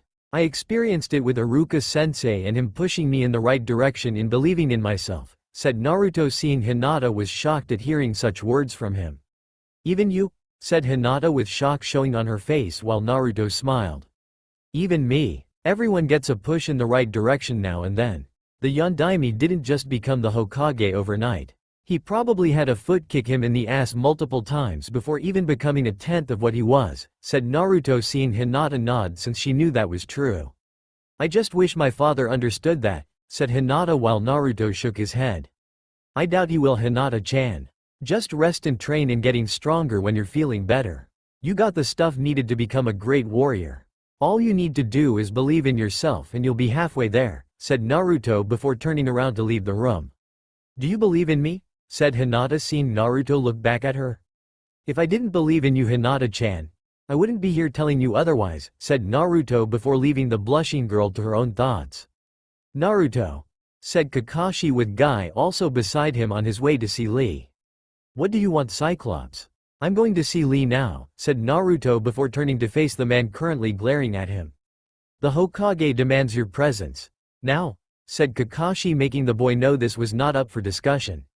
The Hokage had convened the councils and clan heads within the hour of Naruto's act of rebellion against the Third. Stated how the boy won his match, which no one even thought was possible given Naruto's level of skill they knew he possessed from his years in being a genin, and Kakashi's own reports on the blonde's progress in the team training they had together. Not that Kakashi ever trained him in anything with the exception of tree walking, which wasn't much in itself due to the Chunin's favoritism and bias against the young Uzumaki. Still, this sudden change in behavior, physical appearance, and the tail he apparently sported brought about quite the uproar. Hiyashi wasn't happy either, as he had heard how Naruto had inspired Hinata to fight Neji, and the Hyuga clan head did not appreciate it one bit. Hinata had been weak, spineless, and an overall failure when it came to the standards of the clan. If Hinata couldn't fight her branch family member for a cousin without such clear hesitation beforehand, then she was in less, and should just be banded as one for the end result, making the main family appear weak. It could inspire the branch family to rise up, cage bird seal be damned, and overthrow the current hierarchical structure the Hyuga clan was founded on from the start. The Sandaime told them Naruto fully intended to participate in the Chunin exams to fight Neji, which made the various governing bodies with the exception of most of the clan heads pound their fists in anger, and demand boy be denied. Give it someone else, even one from another village, just to show the brat that they would go so far in denying him the right to advance by giving the opportunity to someone else not from the leaf. The Sandaime told them such an act would get the attention of the clientele and the many daimyos from other lands asking too many questions on the changes to the roster. While they could keep things under wraps for a time, daimyos had resources of their own that could easily find out the truth, and thus make things worse for the village. For now, it was better to have Naruto participate with the potential clients thinking he was a loyal leaf shinobi, and then handle the boy afterwards with a cover story they could sell. Oh, now the Hokage gains a spine? Did the councils give it back to him for this one day only? Said Naruto, seeing Kakashi's eye narrow at him. That's enough, Naruto. Come with me. You can visit Lee later, said Kakashi, about to put a hand on Naruto's shoulder. Touch me and you lose an arm. That is not a threat. It's a promise, said Naruto coldly while Kakashi hesitated for a second and clearly gauging just how real the threat really was. The Hokage wants you in his office in 5 minutes, Naruto. Don't be late, said Kakashi while Naruto just scoffed. No promises, master of tardiness, said Naruto, walking away to Lee's room with Guy beside him. Lee was grateful for your intervention when I spoke to him last, Naruto-san, said Guy with Naruto nodding and reaching Lee's room. I owed him for actually giving a damn. He tried to dig me out while others just walked away. I don't know what you think of me, Guy, but I am a warrior of honor, and when I owe a debt to someone, it gets paid in full, said Naruto, seeing Guy nod. If that is how you feel, then I have a proposition to make after speaking with Lee, and will benefit for your match against Neji, said Guy, seeing Naruto look back at him with a raised eyebrow. Isn't that a conflict of interest? Said Naruto, seeing Guy shake his head no. Neji may be my student, but I am not allowed to teach him taijutsu, and I know only so much about his bloodline that his clan allows in order to give some kind of training. He spars against Lee, but Neji doesn't understand that Lee is able to hold his own against him with his handicap of not being able to use ninjutsu or genjutsu due to the lack of chakra reserves, said Guy with Naruto nodding in understanding. Well, regardless of your reasons for helping me with my match with Neji, I'll accept it since taijutsu is something I'd like to work on, and just need to know when to show up at what time, said Naruto, as he felt his fighting ability was great, but something honed in the ways of close combat, and refined with finesse would be better than the brawling one he was using now. His Saiyan instincts once more telling him that, Lee, my youthful student, you have a visitor, and soon to be a fellow student learning the flames of youth, said Guy while Naruto held back the tick mark on his forehead. As long as there is no spandex involved in the training, and no touching the hair, said Naruto with his soon-to-be teacher reluctantly agreed to that. It's good to know there will be another student of Gai-sensei aside from myself. Once I am healed, I would be honored to be your sparring partner and trusted friend, said Lee, as he extended his hand, and Naruto took it without hesitation. Same here Lee. Rest up because you're going to need it when we do got it, said Naruto, as he shook the boy's hand and left the room. He was about to find the nearest window to fly to the Hokage tower when a noise caught his attention and the blonde Saiyan decided to investigate. Kicking down the room door, Naruto saw the girl Tsuchi-kin being taken away by 3 masked shinobi with the kanji for root on them, and turned to face him in realization they had been caught. It's the demon, said one masked shinobi holding Kin's right shoulder. Take him. We'll bring the demon to the rendezvous point and to Danzo-sama he can be conditioning to be his weapon, said the leader of the group with captain rank on his sleeve. Before the shinobi in the room could carry out the order, Naruto was upon them, kneeing one root shinobi in the gut that sent him through a wall, crushing another after punching the masked face with his fist, and finally stared at the leader of the trio. The man had a kunai to Kin's neck, as she struggled with what strength her body possessed, but it was difficult due to the sedatives given earlier, and the blade to her throat wasn't helping much. I'm almost late to an appointment with the Hokage, so I'm feeling merciful right now. Drop the girl and walk away. If you don't, you die, said Naruto while forming a silver ball of energy in his hand. I'll take my chances and leave with her, said the root captain, as he glanced at the window behind him, and knew the timing for leaping out would need to be just right. Your funeral, said Naruto before moving too fast for the root captain to see, grabbed the hand with the kunai in it, watched with amusement while the fool struggled against his strength, and slowly moved the limb away from Kin's neck. That's impossible, said the root captain before crying out in pain when his arm was viciously broken and kicked into the wall while Kin fell to the floor. According to who? Said Naruto before blasting the root shinobi to pieces and turned to walk away. Wait, please don't leave me, said Kin, as she didn't have the strength to fight right now, and was afraid to be left here all alone. Naruto stopped and turned to face the frightened girl. His Saiyan side told him to forget her, as she was weak, and should fend for herself. However, Naruto ignored it while he came to terms with what the girl was asking of him, and considered his options. On one hand, he could leave Kin here to be picked up by Sound, or whoever those rude shinobi worked for, with the most likely fact being he'd never see her again. But on the other hand, in terms of principles, if he did that, then Naruto would be no better than the bastard that screwed him over in life, and the Saiyan was not about to become like them. He'd kick their ass and most like kill them, but never stoop to their pathetic level of abandonment of another person when they needed it.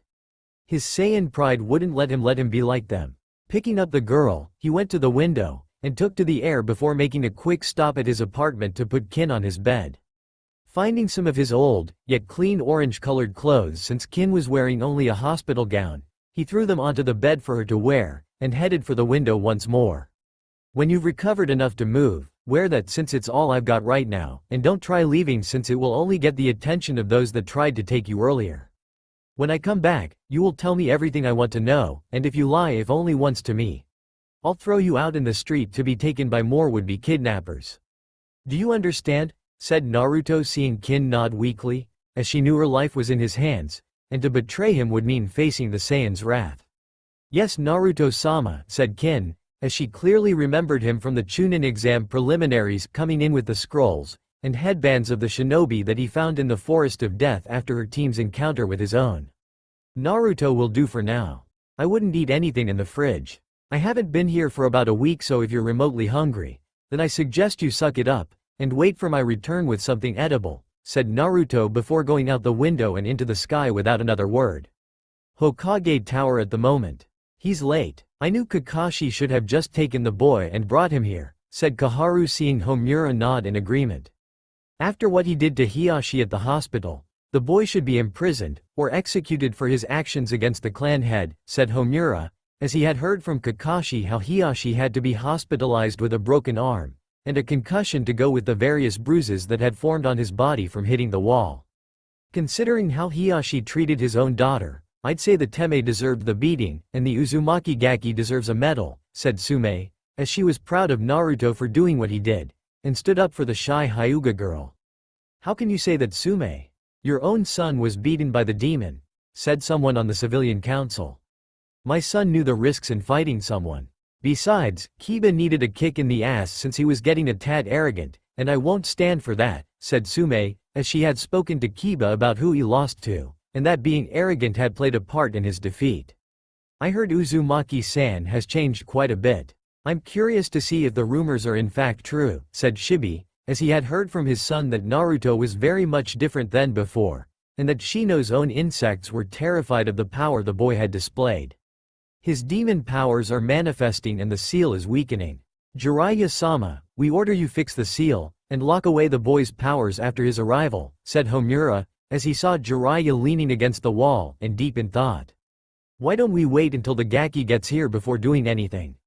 From what I've heard, the Gaki has a tail like a monkey instead of a fox's like I was expecting when told of the changes, and if approached in a more diplomatic way could help us find out the changes to his body," said Jiraiya, seeing the Sandaime Hokage's two former teammates grumble at hearing his opinion. He also wasn't pleased with how the village treated Naruto. Truth was, Jiraiya wanted to take the boy with him, teach Naruto like Minato wanted, but the Sandaime had been so damn insistent that Gaki stay here in the leaf, and instill a sense of loyalty. Of course, the Sannin had no idea that the method used when agreeing with his former sensei involved barbaric means of abuse, and downright cruelty that would have the boy's parents come out of the Shinigami's belly to kick the ass of every moron that had a hand in this grand scheme of theirs. "Smart move. Clearly you have more brains than they do," said Naruto, as he flew into the room via the open window, and glared at the idiots that were discussing his future without his say in the matter. "As usual, that's him? No wonder my son lost," thought Sume, as she saw the Gaki had gone from orange jumpsuit runt to full-blown primal-like alpha material, and had to make a mental note to inform Hana, so she approached the boy with caution due to her never even being around an alpha male. The last thing Sume needed was her daughter seeking the blonde Uzumaki out at night and then getting knocked up soon after. Curious. According to my hive, Naruto-san's power holds no traces of Kyuubi, and yet it is still making them nervous, thought Shibi, as he saw how calm and in control Naruto was despite this overwhelming power flowing through him. "You will show us respect, demon," said Homura while Naruto scoffed. "And by what right do you deserve respect from me?" said Naruto while seeing the fools the Hokage surrounded himself with seething. "We are your betters. You will show us respect and submit like a whipped dog should," said Koharu was while ignoring the growl from Sume while Naruto just laughed. "My betters? And here I thought you fools didn't have a sense humor. You all sit there, behind this table, hands clasped in front of you on it, glaring at me with your beady hate-filled eyes, and basically saying submit to our demands because I sit here. You think that your position gives you power over me? The kind of so-called power you possess is not the kind of power needed to even make me nod my head in your direction. It's not even power," said Naruto, seeing the councils pounding their fist in anger, glaring at him further, and saw the Hokage looking to Jiraiya for help. Okay, calm down before you all break a blood vessel. Naruto, the Sandaime had me come here because he feels the seal holding Kyuubi is weakening, and is influencing you in some way. Being a seal master and the sensei of the Yondaime Hokage, I need to inspect it to ensure that's not the case," said Jiraiya while Naruto now turned to face him. "You taught the Yondaime Hokage? You were his sensei?" said Naruto curiously while taking a step toward the Sannin. "What, didn't the Sandaime tell you? I'm not only his sensei, I'm your godfather too," said Jiraiya with a smile, but it left when the Sandaime winced, shaking his head, and the look on Naruto's face looked like it could blow up a mountain. "My godfather," said Naruto, as he took another step towards the now nervous man, and the Sannin looked again at the Hokage currently looking away. "Why yeah, I was supposed to take care of you after everything with Kyuubi, but the third Hokage had convinced me that you'd be safer under his watch, and protection from any potential enemies," said Jiraiya while Naruto let out a deep growl of anger before turning his head and glared at the Hokage. "Did the old fool tell you of my life in the village growing up? Did the fool tell you of the abuse I had to endure under his watch?" said Naruto, seeing the old Hokage not looking him in the eyes. "Just recently," said Jiraiya while he saw Naruto gauging his words for a lie. "And what is your opinion of how he handled things? Do you approve?" said Naruto, as he saw Jiraiya look at the Sandaime, then back at him, and then giving his form a once-over. "You look healthy," said Jiraiya while trying to lighten the mood. He had no part in that. "Even I don't fully understand the sudden change I went through," said Naruto, as he kept seeing memories of different places. Worlds even with different kinds of beings, some strong, and some weak fighting him. "It's the fox. The fox is breaking free. Seal his power away, Jiraiya," said Homura, as he stood up, and pointed an accusing finger at Naruto like he had just confessed to killing off the entire Uchiha clan instead of Itachi. "Sit down, Homura. There is none of the Kyuubi's chakra coming out of him. It's almost like it's being blocked," said Jiraiya, as he knew given the nature of the Yondaime's seal, there should be some kind of small output of the fox's demonic power, and thus prove the seal was doing its job. "Blocked? Impossible. How can you possibly say that? He is the Kyuubi," said a member of the civilian council. "Oh, so you, a simple civilian with no experience in the shinobi, or the sealing arts in general, knows more about the seal the Yondaime used than me?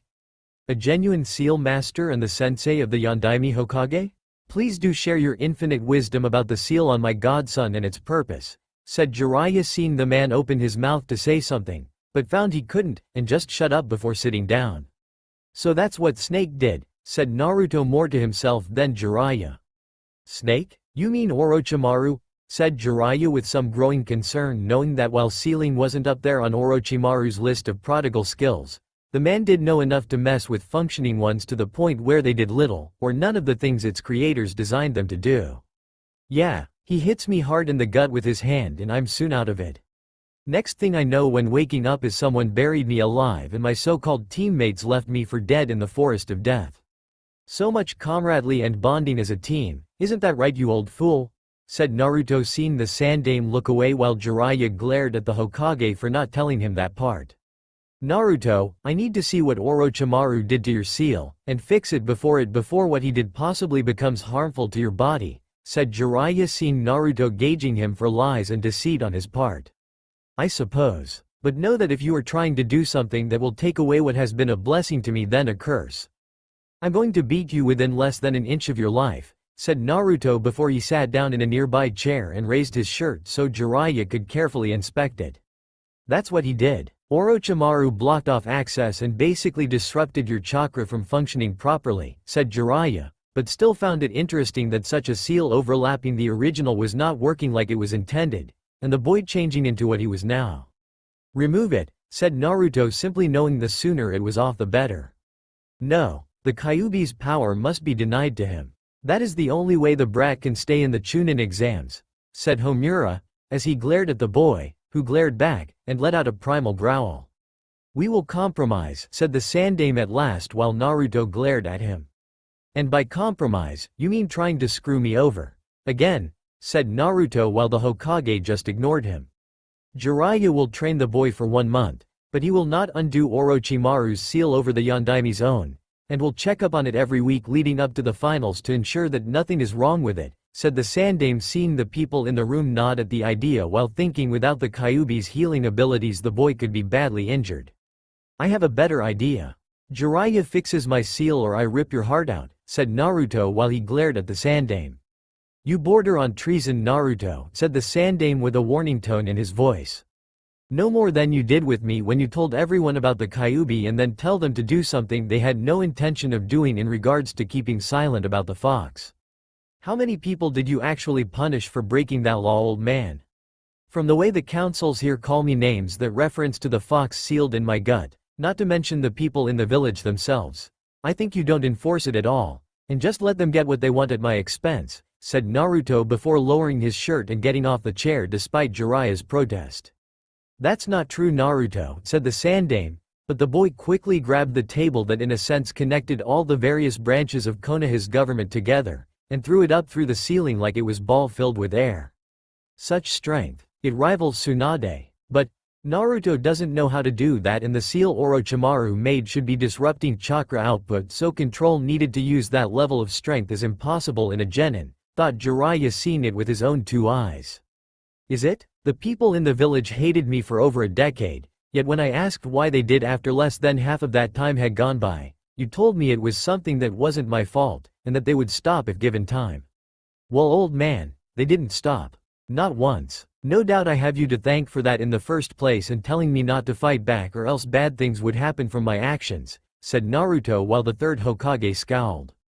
You didn't, said Jiraiya looking at the Hokage, who didn't meet either one in the eye, and yet his eyes did not show guilt. Oh, but he did.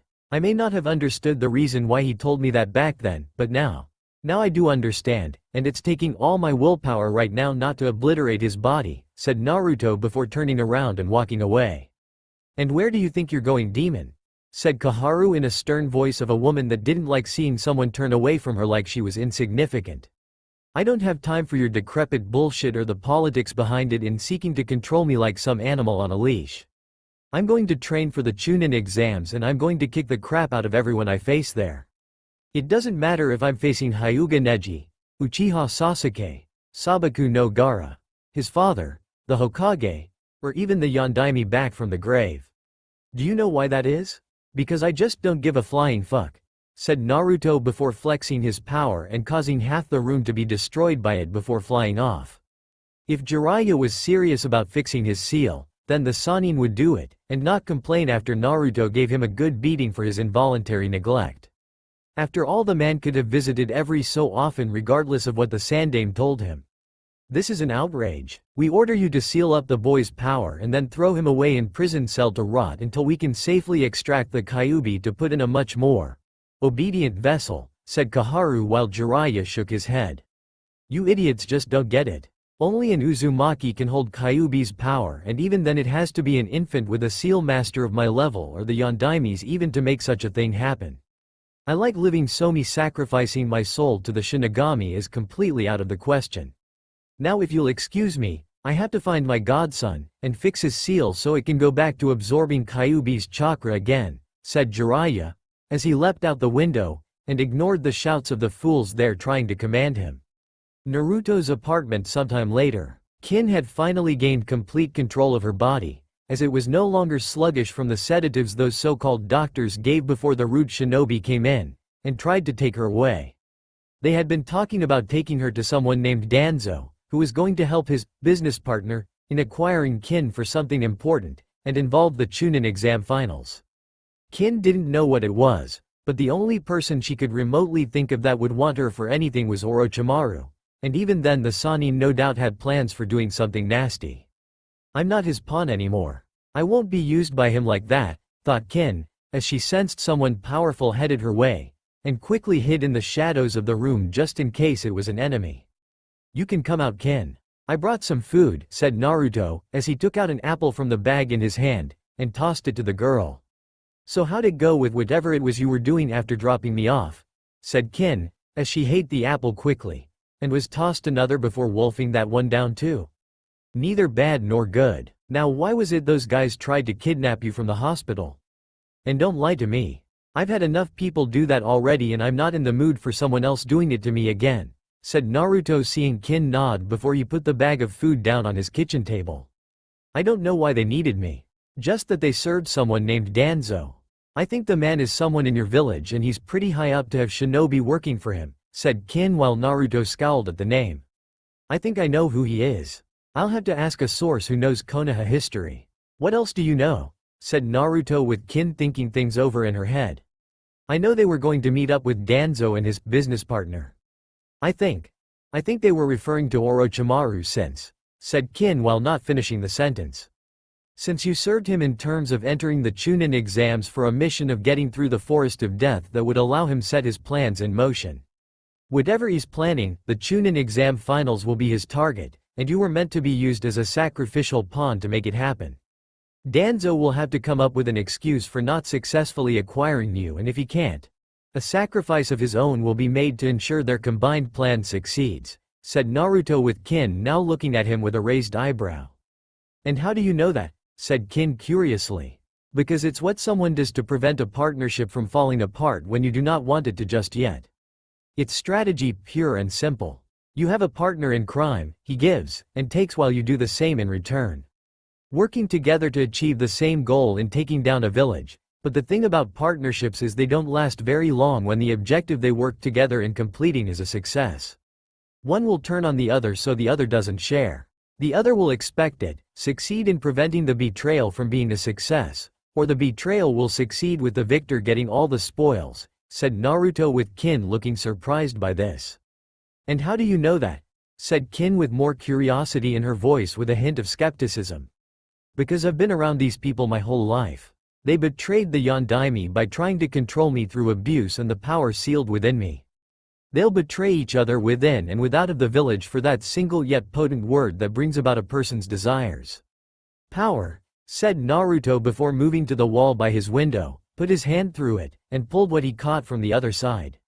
Which was Jiraiya of the Sannin and the man's neck in his hand. Wait, I'm on your side Gaki, said Jiraiya while feeling like he was caught in the vice grip of his old teammate. You have funny way of showing it by spying from outside and I'm not laughing, said Naruto with his grip on the Sannin's throat not lessening in the slightest. Sorry, it's part of my profession. I'm a spy master and like all things when it comes to spying we have to stay out of sight, said Jiraiya while pleading with his eyes for Naruto to let him go. You're also supposed to be my godfather and that is supposed to take priority over just about everything else you may be skilled in. Or did the thought of checking up on me ever cross your mind? Said Naruto seeing Jiraiya wince at his words. I was busy with my spy network during that time. Sensei wanted me to protect Konoha from outside threats and gave me reports on your activities in the village. I thought they were accurate when they stated you were happy, said Jiraiya while feeling the grip on his throat get tighter. Perhaps you should focus your spies inward at the village itself. I take it from what you heard outside that there is a conspiracy aimed at taking down the leaf, said Naruto with the Sannin finally being freed from his grip and gasping for air. Yeah. The man you heard the girl here named Danzo is the Sandame's former rival for the position and commanded the Root Shinobi division that worked from the shadows before Sensei ordered it to be disbanded. He feared them being loyal to Danzo over that of himself and wanted them reintegrated back in Konoha's general shinobi populace. To many, Danzo is considered a die-hard patriot of the Leaf, and believes any potential threat to Konoha must be killed without hesitation, said Jiraiya while Naruto scoffed. And you believe this man would give up such a thing? Being the leader of an army like that is not a power one tends to surrender lightly and I think the man is spiteful enough to keep it working in secret long enough to get what he wants, said Naruto and Jiraiya just nodded in agreement. But why work with Orochimaru? Said Kin, as she knew the man hated Konoha, and if this Danzo character was Konoha's most loyal shinobi, why join his supposed opposite? Because Danzo's views of Konoha are the opposite of the Sandame's own. Danzo wants cold, emotionless, and fanatically loyal shinobi of the village with everyone's rights that aren't to be limited so they are only a little higher up than that of slaves, said Jiraiya, as he knew that the man's ideas of what shinobi should be had been a major influence on the second Hokage's decision to make Sarutobi Hiruzen his successor, and it had eaten at the old Warhawk ever since then. Personally, I don't care for either Danzo or the Sandame Hokage right now. What I do care about is kicking the crap out of Hyuga Neji and anyone else that stands in my way. So are you going to help me? Or are you going to stand in my way? Said Naruto looking Jiraiya dead in the eyes while Kin watched the staring contest between them. I'm not your enemy Naruto.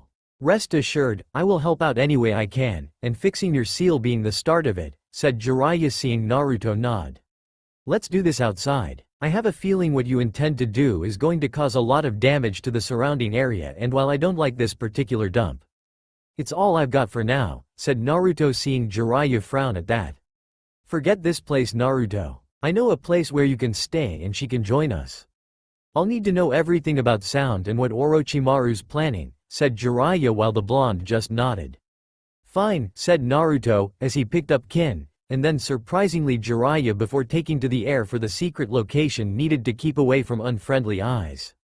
The latter of the two passengers screaming like a little girl. When Naruto landed at the training area Jiraiya was able to guide him to while blocking out the man screaming. He put Kin down gently, and threw the Sannin onto the ground before putting a finger in his ear. Looking around after doing that, the blonde Saiyan was able to assess the area Jiraiya wanted to work with and see it was designed for privacy when training.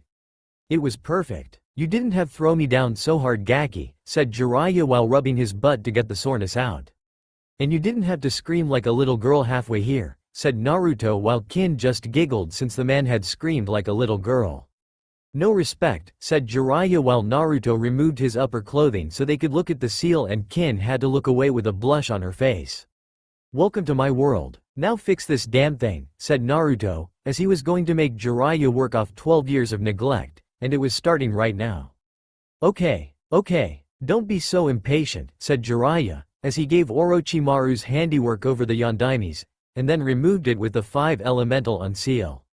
Wow, that feels better. Like a dam was destroyed and my power is overflowing in me, said Naruto, as he felt the Kyuubi's power surging through him, and seeing the Sannin leap back with Kin also keeping a fair distance.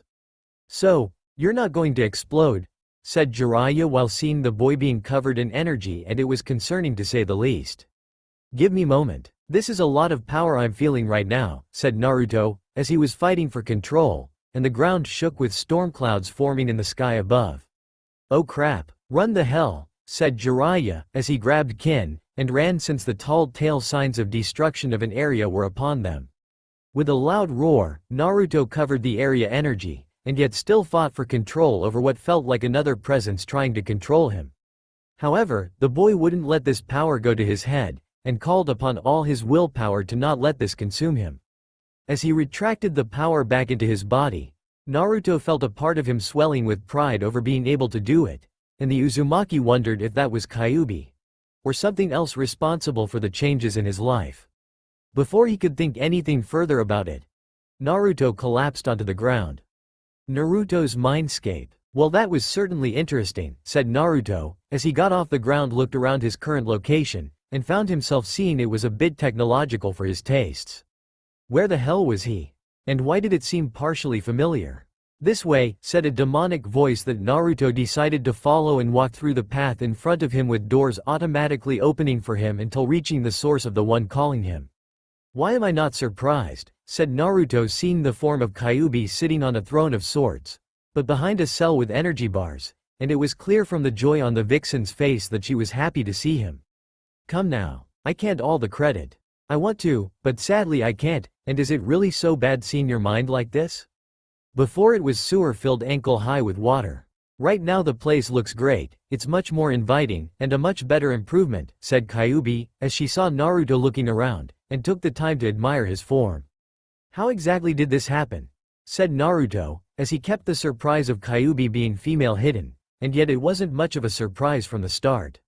It was like he already knew. You haven't figured it out? I know when Bardock merged with you to complete all the things we did to alter your genetic makeup to become a Saiyan, but it seems the seal that the Sannin put on the Yondaimes also prevented a full merging, and only now you're feeling a true sense of familiarity, said Kyuubi, as she saw him look at her now, and had his full attention. Bardock? Yes, that name sounds familiar, said Naruto, as he could feel more of the memories of the man invade his mind, showing him the greatness of the Saiyan race, and how they had become great warriors in their own right. And then finally, how they were wiped out by being afraid of their potential. So you know now how they fell. Such a shame really. Despite them being arrogant, they had such potential in their dimension to be great. Bardock only learned what they could become too little too late, and by the time it was too late. Well, I don't need to tell you how that turned out, said Kyuubi, as she saw Naruto frown at her, and knew to tread carefully with him. That sudden surge of power I let out. It was you, wasn't it? Said Naruto, seeing Kyuubi nod since there was no point in denying it. Guilty. Though in all honesty, I kind of had to do that since you were backed up with so much of my chakra. Not to mention Bardock's own baggage after the merging, that if I didn't, well, you would have exploded, and most likely taken a large chunk out of this world that would have made it die a slow, painful death. You're welcome, by the way, said Kyuubi, as she was sharpening her nails now, and looking at him with the intention of hearing the thank you from his mouth. What happens now? Said Naruto, while Kyuubi now had a look of anger on her face for being denied the simple 2 words she wanted from him. What happens now is I break out of this seal, out of your body, and then tear your monkey ass to pieces, said Kyuubi, as she launched chakra through the seal at Naruto, but he batted it away, and flexed his own power back at her. Don't bother making threats you can't keep, Kyuubi. We both know this seal won't let you go all out, and even if you did, your power is still no match for mine, said Naruto with Kyuubi gritting her teeth. Insolent monkey. The only reason I help you out is because it is a necessity. Given the chance, I'd kill you, and all those that actually saw you for you. I'd know just where to start too, and it would be that Hyuga girl who is always blushing whenever she's in your presence. I'd make her my little slave girl first. Make her a regular carpet licker too before whoring her off to perverts that have thing for the submissive slaves. Then go after that ramen stand place where they actually fed you instead of ripping you off with spoiled food or kicking you out with a nearly chopped off limb from a butcher's knife. Let's see. I could boil the man in a ramen stew, then have the girl make it before she serves it to me, and then serves me below the waist like a good little pet she'll make, said Kyuubi, but before she could even think further on the matter, the vixen was hit by a lot of killer intent, and felt Naruto's power rise him. Speak about them or anyone else I know or worth protecting Kyuubi, and I swear on my Saiyan blood the last thing you see me do is rip out all 9 of your tails before hanging you with them, said Naruto, as he wanted Kyuubi to know just how serious the threat was to her being by his hands, and was not going to tolerate the demonic fox's actions. Fine, fine, though I wouldn't make such threats if you were more respectful to me for unblocking your system once the Sannin fixed what the other one did, said Kyuubi, though in truth her threats were in fact empty since she did like her container, and to see him filled with such passion when it came to protection what he loved was quite a turn on. I don't give such things out to demon foxes, who made my life miserable for her stupid attack on the village, and then does one thing positive in my life to combat the negative, said Naruto, seeing Kyuubi look sad when hearing that. I deserve that. Truth is, I never wanted to attack your village in the first place, or be sealed into you either for that matter. If you must know, the blame for my attack was in fact by the hands of Uchiha Madara, and his damn Sharingan eyes, said Kyuubi with Naruto narrowing his eyes at her. And I should believe you. Why? Said Naruto with his arms crossed in front of him. I'll show you everything from that night you were born. Your mother was so happy before then.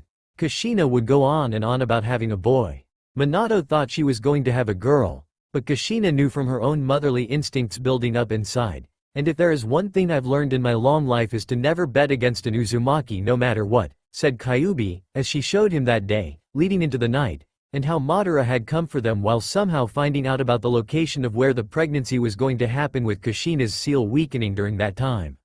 My father was the Yondaime Hokage, said Naruto in disbelief while the Kyuubi nodded and watching the memory unfold even when Madara used his eyes on her.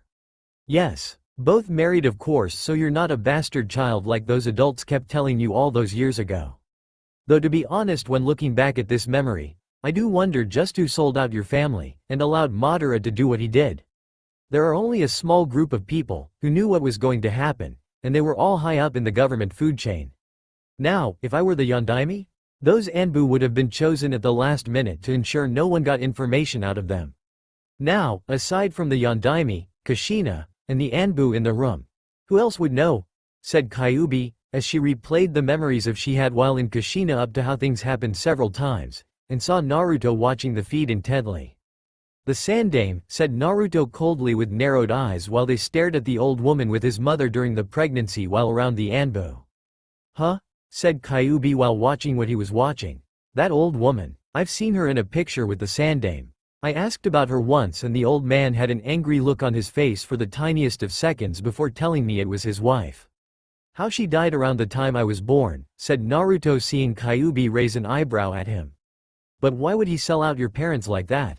Not to mention his own wife, said Kyuubi, as she saw him trying to figure it out, and knew that he knew the theory didn't make sense. I'm not sure he did, but I can damn well bet he blames me, or you rather, for the death of his wife. As for the betrayer to my parents, it had to be someone who knew. I need to know about all the people who knew of the location, and where my mother intended to be that night, said Naruto before looking at Kyuubi and seeing the vixen nod since she wanted the jerk too. She actually liked Kushina. The woman had spunk for a redhead and human. Well, there is one person you can ask. The Yondaime's sensei, no doubt checking you over to ensure you're not dead right now, and if I'm trying to take over, said Kyuubi, as she knew the Sannin was probably having a fit, or heart attack over what he just saw the boy do. Then I'll go ask him. Oh, and Kyuubi? Said Naruto, seeing the vixen look him dead in the eyes. Yes, said Kyuubi, seeing the boy smile at her. Thank you, said Naruto before vanishing from his mindscape to the real world. Damn, he's going to be a looker in a few years. Just about every girl his age, around it, and even slightly older women are going to want a piece of him. It's not fair, said Kyuubi, as she wanted to throw her own temper tantrum at being locked away, maybe even destroy a mountain here, or a country there depending on what her line of sight aimed was locked on at the moment. She'd find a way out, and when Kyuubi did, the world was going to be rocking from her actions with Naruto within seconds of being free. Real world, Naruto. Naruto. Wake up, you dumb blonde baka, said Jiraiya before kicking Naruto in the face, and was rewarded with the pain equivalent to feeling of kicking the jagged edge of a mountain barefoot. Not fun. Sorry, I was having a chat with my tenant. She's been most helpful in answering a few of my questions about my life that were kept away from me, said Naruto before looking at Jiraiya hopping around on one foot and cursing him for having a thick skull. What did you learn, Naruto-sama? Said Kin, as she had been awed by his power, and how he commanded it to return to him without it brining his mind to insanity. Who my parents were, who interfered in my mother's pregnancy, and that someone in Konoha sold them out to the Teme that tried to let Kyuubi free in the first place, said Naruto while Jiraiya stopped dancing around and looked at him in shock. You know, said Jiraiya while Naruto glared at him. Yes, of course, I'm sure it was something you were sure to mention to me, right? Said Naruto with Jiraiya laughing nervously. Well, the Sandaime felt you weren't going to learn about that until much later in life and could defend yourself from the enemies your parents made in the last war. Kumo had tried to kidnap your mother, and Iwa is not exactly a place that loves your father like the leaf does, said Jiraiya while Naruto scoffed. Well, I'm strong enough now. More than enough. Did you know where my mother was going to be when the time came for my birth? Said Naruto, seeing Jiraiya nod his head. Few did. Tsunade was ordered back to help with the delivery, but she came back too late, and the Sandaime lied to her, stating her own living relative on her grandmother's side was dead.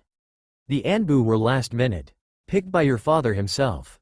There was the Sandaime Hokage, his wife, Hitaki Kakashi, and the Shinobi Council, though those two old bats were just given a general area since they were high enough to know just not the actual location due to your father not trusting them.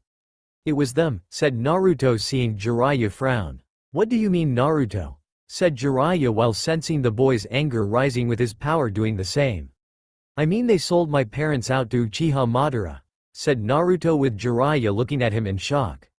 But, he died years ago fighting the showdown. Surely you can't be serious, said Jiraiya while the look in Naruto's eyes told him the boy was deadly serious. Kyuubi showed me her memories of the year of my mother's pregnancy and that night when Madara struck. He killed the Anbu and the Sandaime's wife. No doubt that is the reason behind the old bastard's hatred of me.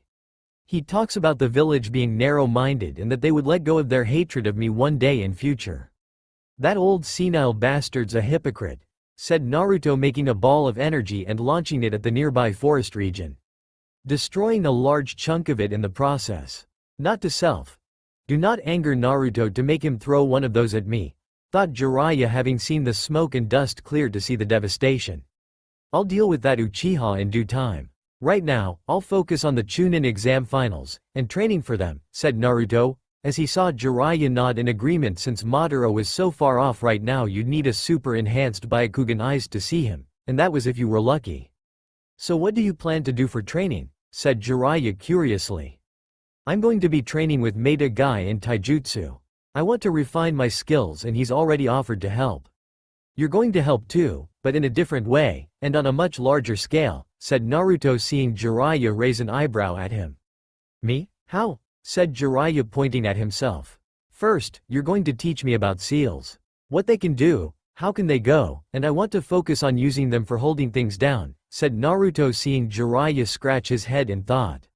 Holding things down? Like weights? Or do you want to know about gravity seals? Said Jiraiya with that perking Naruto's interest. Gravity seals. I know Maeda Guy and Rock Lee use weights. I want that plus the skill to use gravity seals and how to increase them, said Naruto with Jiraiya shrugging, since there was no point in denying the kid on account natural talent for sealing was in his blood from his mother's side of the family. Sure, meet me here tomorrow in the afternoon. I'll be digging around for information on who exactly knew of your parents' secret location. I know you suspect the two old crows from the Shinobi Council, but it never hurts to cover all bases, and since I can't trust the old man due to his own reasons for hating you, I'm going to move a bit more discreetly than usual, said Jiraiya, seeing Naruto nod. I also need a new place to stay. I refuse to live in that shithole I called a home even if it does have some kind of sentimental value, said Naruto, seeing Jiraiya nod. Fair enough. Follow me. I'll take you to your family home, said Jiraiya, as he along with Naruto and Kin followed him to the Namikaze estates not far from their current location. Nice, said Naruto with a grin on his face while Kin looked at it with awe. Yeah, no one has been in it since Kyuubi's attack, so expect things to be a tad dusty, said Jiraiya before leaving the two genin behind to handle things. Thanks a lot, you lazy bastard, said Naruto to himself, but Kin heard him and giggled since it was true. I will do the cleaning up, Naruto-sama. It's the least I could do after all you've done for me, said Kin while Naruto looked at her in surprise. You don't have to be my maid, Kin. I can take care of myself, said Naruto, though she saw him shake her head. It's not that, Naruto-sama. It's just, I don't want to continue being dead weight while I'm living in your home and doing absolutely nothing, said Kin, as she had felt like dead weight and needed to do something other than just mooch off of him. Fair enough, though I will be assisting in the cleaning too. It's a big house and it's too much for one person to do. Shadow clone jutsu, said Naruto, as he created a small army, and Kin was shocked to see so many copies of him. Things were looking up for the two of them. With Maida Guy sometime later. Are you sure you don't want to wear this, Naruto-san? Said Guy, holding green spandex that Naruto could only assume was in his size. How that was even possible Naruto didn't know. Personally, he didn't want to know. I'm sure. Trust me, said Naruto while trying to be polite as possible while holding back the desire to obliterate the thing in the Junin's hand. Very well. I also spoke with Jiraiya-sama earlier and he said you wanted to wear heavy weights mixed with gravity seals, said Guy, as he produced leg weights, and threw them to Naruto with the weight in them being several hundred pounds each. Not bad. I can use these. Both filled to the max with the heaviest weights around, said Naruto, as he put them on, and felt himself moving slower than usual. Yes, when you see Jiraiya-sama later today, he can add on the gravity seals, and make them even heavier, said Guy, as he now got into his fighting stance, and Naruto did the same. Don't hold back, Guy-sensei. The harder the training the better, said Naruto, seeing Guy nod in understanding. The boy had a month to learn his taijutsu and he wanted to learn it the hard way just like Lee did. Watching the two from a safe distance, Tenten watched the two spar against the other, and while Naruto was clearly holding back, he was still taking hits from the more skilled taijutsu master. Though the thing that impressed Tenten the most was how well Naruto had adapted to Guy's level so easily, and wondered just how far the blonde could go in such a short time. Of course, Guy had yet to remove his weights, but she knew that he would do that only when Naruto had adjusted to this level, and not a second sooner. It's a shame I have to train with Neji. Oh well, there will be plenty of times for me to watch these two spar, thought Tenten before sighing and heading off to meet with Neji for his training. Naruto couldn't remember the last time he had a spar like this that got the blood rushing, and deep in the back of his mind the blonde knew why. He never really had a spar like this before, as Kakashi would either have him do chakra control exercises, or leave the blonde to his own devices.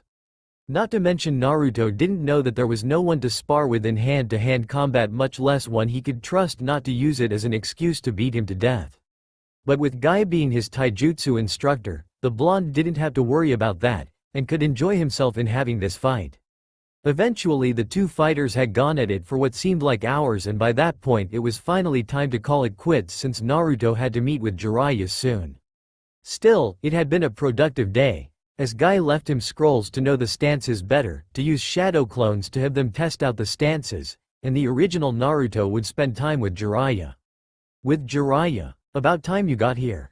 I was about to think Kakashi's tardy behavior had rubbed off on you, said Jiraiya, seeing Naruto scowl in anger at the mention of the Cyclops. I was enjoying my training session for once with a competent Junin sensei. Sumi, said Naruto while Jiraiya grumbled something like, smart ass, before approaching him with a book on an introduction to sealing. Look at this book later on today. It's a basic guide into sealing. Your mother's side of the family were naturals with the art, so this will help get things moving. Now let me see those leg weights of yours so I can put some gravity seals on them, and take these wristbands too. Once I activate the ones I put on your legs, they'll activate too, and thus make things more difficult for you to move around. Are you sure you want to do this? I mean even Guy and Lee aren't this crazy and those two have done some pretty weird stuff if what some of the other shinobi have told me, said Jiraiya, as Naruto put on the wristbands, seeing the gravity seal markings on them, and waited for Jiraiya to finish working on the leg weights. Trust me, from what I know of the Saiyan race from Bardock's memories, their planet had gravity 10 times that of ours, and they also wore weighted armor to further add to increasing their strength when not in combat, said Naruto while memories of Saiyans in such gravity appeared in his mind. That's insane in itself. Well, I'm done. Gravity seal 20 times activate, said Jiraiya, as he activated the gravity seal, and Naruto almost kissed the ground had he not reacted fast enough. Perfect. Now if you'll excuse me, I have a workout regimen to do, and not enough time on my hands to get things done, said Naruto, as he began doing push-ups, and Jiraiya just watched the blonde in shock since he never expected the boy to be smiling after that.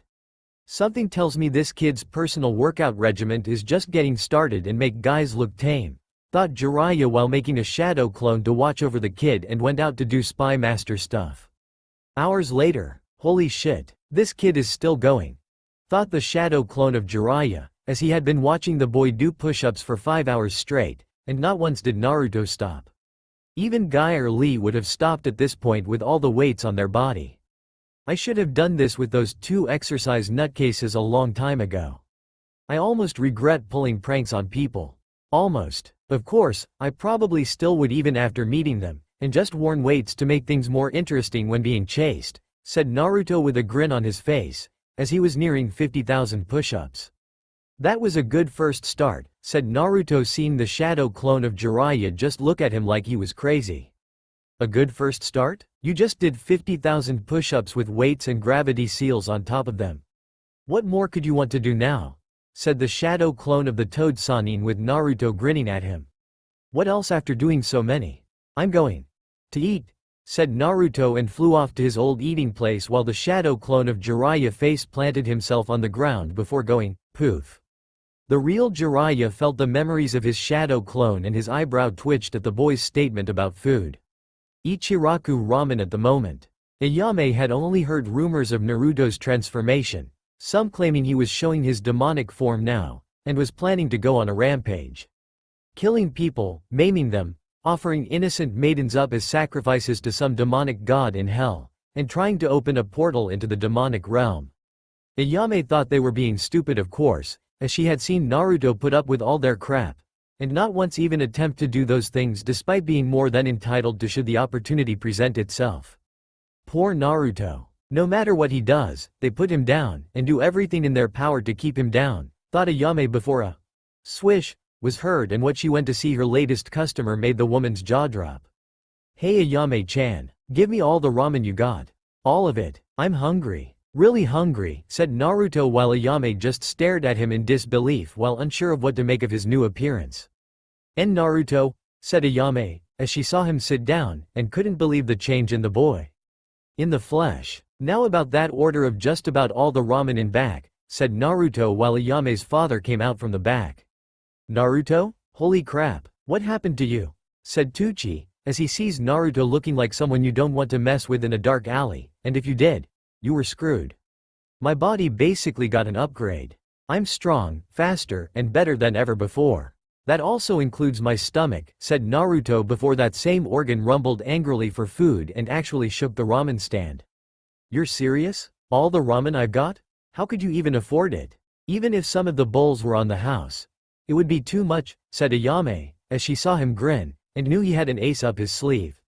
Simple. Send the bill to Jiraiya of the Sannin, said Naruto with Tucci looking at him with eyes nearly popping out of his sockets. To Jiraiya of the Sannin, said Tucci in shock at hearing who to send the bill to for so much ramen. Yeah, Jiraiya is my godfather. If the man complains, tell him this is a form of payment for 12 years of neglect in his duties, said Naruto with grin on his face. And if he doesn't do it, said Ayame with Naruto's face becoming deadly serious. Tell Jiraiya he either pays you in money or he pays me with his balls being ripped out his ass. It shouldn't be too difficult a choice. A piece of his male pride?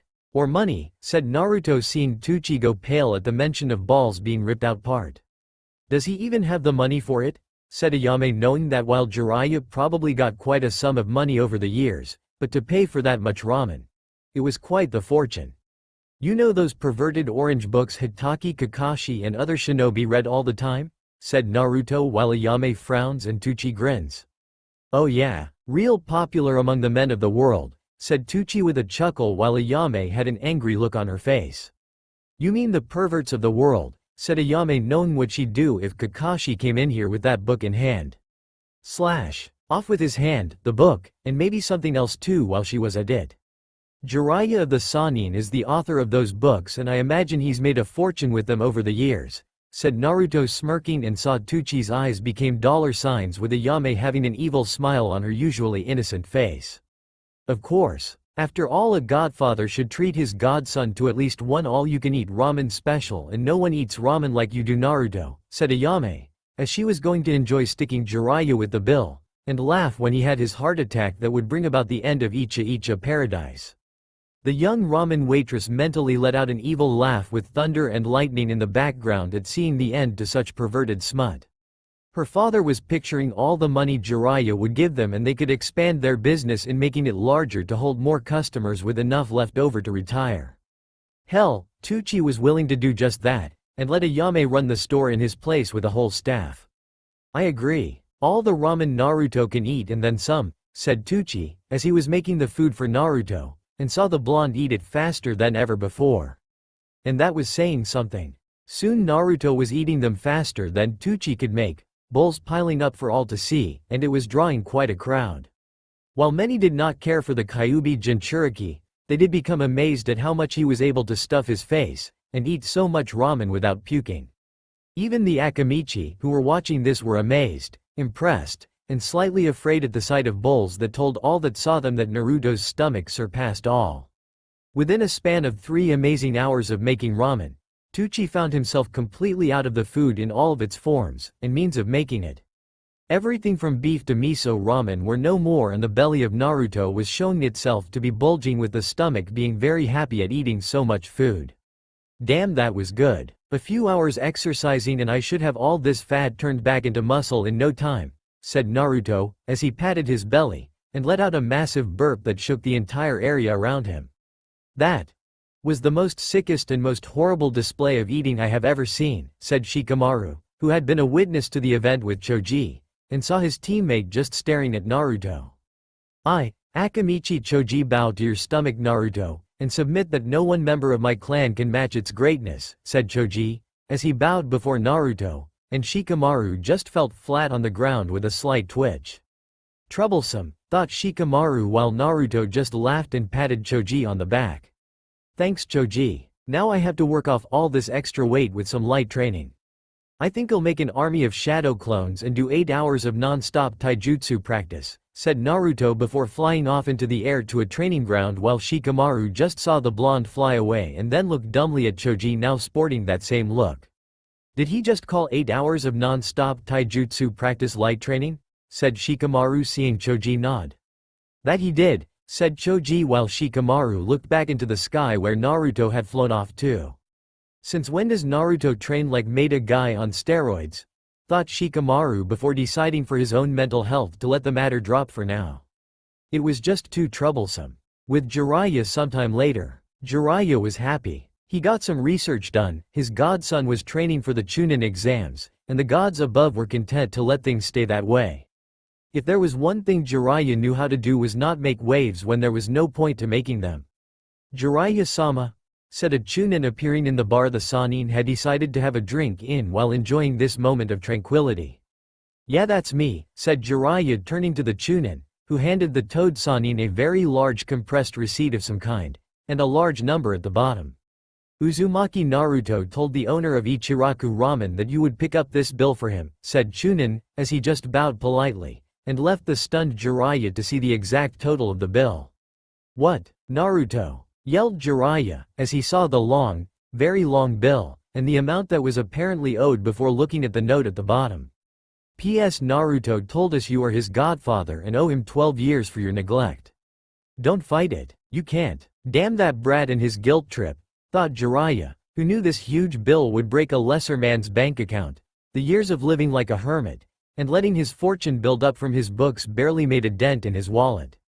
Still, did the Gaki really have to hit him with this? Namikaze states a few weeks later. Naruto had really gotten into the spirit of things when it came to his training, which had involved sparring with Guy, learning the art of sealing from Jiraiya, and yet as the exam finals were only a few more days away, the blonde felt like there was something missing in his training. Like a piece of his Saiyan heritage that Naruto should have learned, was right in his reach, and yet, was completely over his head. But what was it? Naruto-sama, said Kin, as she saw him sipping some tea, and found it strange that such an energetic individual could look so calm right now. Yes, Kin, said Naruto, as he turned to face his unofficial maid, at her insistence while staying here, and saw the girl enter the living room area. There is a wonderful moon out tonight. Would you like to see it with me? Said Kin while she saw him stiffen at the mention of the moon. The moon is out? Said Naruto while something in him began to feel like that should be important. Yes, nearly full from what I can see. Maybe it is a full one, said Kin, seeing him stiffen further and felt his power spike slightly. Kin, I would like nothing more than to look at the moon with you right now, but there is something about the orb in the sky that brings out a very dangerous part of my Saiyan side, and if I can't control it, will bring about your death, said Naruto, seeing one of the memories of Bardock looking up at a full moon and changing into a giant ape like his fellow Saiyans. Oh, my apologizes Naruto-sama. I didn't know since you never showed it during your training, and with the Chunin exam finals drawing ever closer, said Kin, as she saw him rise from his couch, and just smiled at her. It's all right. I didn't even know about it until you mentioned the moon being in the sky and have always gone to bed at night before it comes out. However, like you mentioned just now, the Chunin exam finals are approaching, and I would be foolish to miss out on this opportunity, said Naruto, seeing the girl looking concerned for a second, since whatever power he intended to unleash could possibly destroy their home. How will you test out this new power, Naruto-sama? Said Kin, as she saw him smirk at her, and it made the girl's heart jump a little. By looking at the moon at a safe distance from the house and the village. If I do lose the ability to control myself, the village will be annihilated, and that's not on my agenda right now. At least not yet, said Naruto, letting out a chuckle. Where are you going to test this newfound power? Said Kin curiously. I'll find a spot. In the meantime, you stay here, and get some sleep, said Naruto, as he left the house, and took to the air while keeping his line of sight away from the moon in the night sky. Must be some power if he's flying off somewhere away from the village, thought Kin, as she wondered what the moon had to do with his power, and just how dangerous it was. Day of the Chunin exam finals. The contestants participating in the Chunin exams were lined up, each one ready for the upcoming fights, and showing what they were capable of to the future clients of the world watching them. Of course, not all of the Genin now Chunin potentials were lined up, as Naruto, Dosu and Sasuke had yet to show up for this event. While most of the people in the stadium watching in the stands cared little for Naruto, for obvious reasons, in terms of showing up, they were concerned for Sasuke, and the fact that he could be disqualified with the chance to become Chunin being denied. Where's Naruto? And Sasuke? They wouldn't miss this event for the world, said Ino, as she saw Neji looking confident, and Gaara was, well, just being Gaara. Guy-sensei has been training Naruto in taijutsu for the entire month. I doubt Naruto would do all that training, said Tenten, as she was sitting with the others, and noticed Hinata was looking increasingly worried. After what Naruto did to her father, the Sandame had told Hiashi to hold off on marking his eldest with the cage bird seal, and see how things progress with Naruto. When the clan head asked why, the Sandame Hokage told him that Hinata had caught Naruto's eye, and to do anything to her might result in the blonde unleashing Kyuubi's power on the clan. In fact, the Sandame proposed that Hiashi wait until after the Chunin exam finals were over, and Naruto was restrained before doing anything to Hinata in that manner. The last thing the Hokage wanted was for Naruto to go on a rampage and cause a lot of damage to the leaf after such an important event that would make the enemies of the village smell blood from freshly made wounds.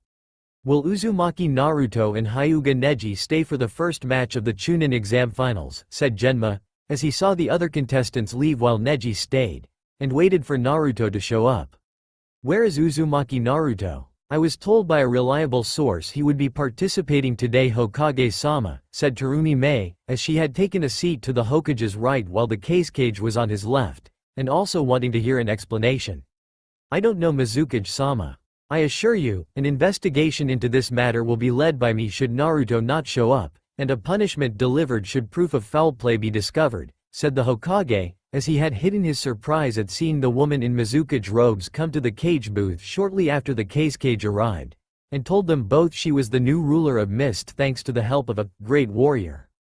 I bet. Probably feared Naruto-kun and have him locked away somewhere, thought Mei, as she watched the Hyuga stand proudly like he had gone toe-to-toe with a cage, and won without breaking a sweat. Fool. All that talk and he doesn't even show up. Hinata-sama is an even bigger fool for believing in him, thought Neji, as he waited for Genma to declare him the winner, and head into the fighter's box. That was until the cries and shouts from people in surprise were heard, with everyone now looking up to see Naruto shooting towards them like a falling start before flying around the inner part of the stadium in complete circles. The speed he was using was kicking up dust, dirt, and basically blinding everyone that was in the lower seats before gracefully landing on the ground barely 10 feet away from Neji. Am I late? Said Naruto with an almost evil-looking grin on his face. You made it, just barely though. What kept you? Said Genma, seeing the blonde Saiyan grin. I have been busy training for this very day.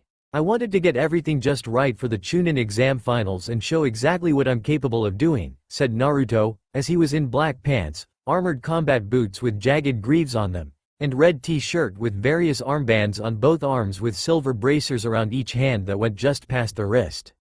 They also had weights and gravity seals on them, along with special expanding seals used to make clothing stretch, which were used by the Akamichi for when they would increase their size and prevent any kind of clothing malfunction from happening. He had studied the idea behind it, used the designs already used, and modified them so they would allow all his clothing to expand to even greater lengths when going into his great ape form. Kyuubi knew about the transformation, of course, but had decided not to mention it at all during his month of training, which pissed the blonde off, and asked her why she didn't tell him about it. The demonic vixen wasn't sure if his body could handle the change due to her presence in him, and with the month getting used to his changed body seemed to be a much more important task for the Saiyan. She figured such a power should be known after the Chunin exams when things had calmed down and could focus on it later rather than sooner. Naruto agreed on some level, but given he had a whole month, which also included the night and the moon itself, the blonde told Kyuubi not to do that again, or he would make her life very miserable. If you say so. Both genin are ready? Fight! Said Genma, with Neji rushing forward in his gentle fist stance to put an end to the showy blonde. Come on Neji, is this all you can do? I don't have to do anything except stay in the air and out of your reach, said Naruto, as he dodged each attack, and took to the air with amusement on his face. Since when could Naruto fly?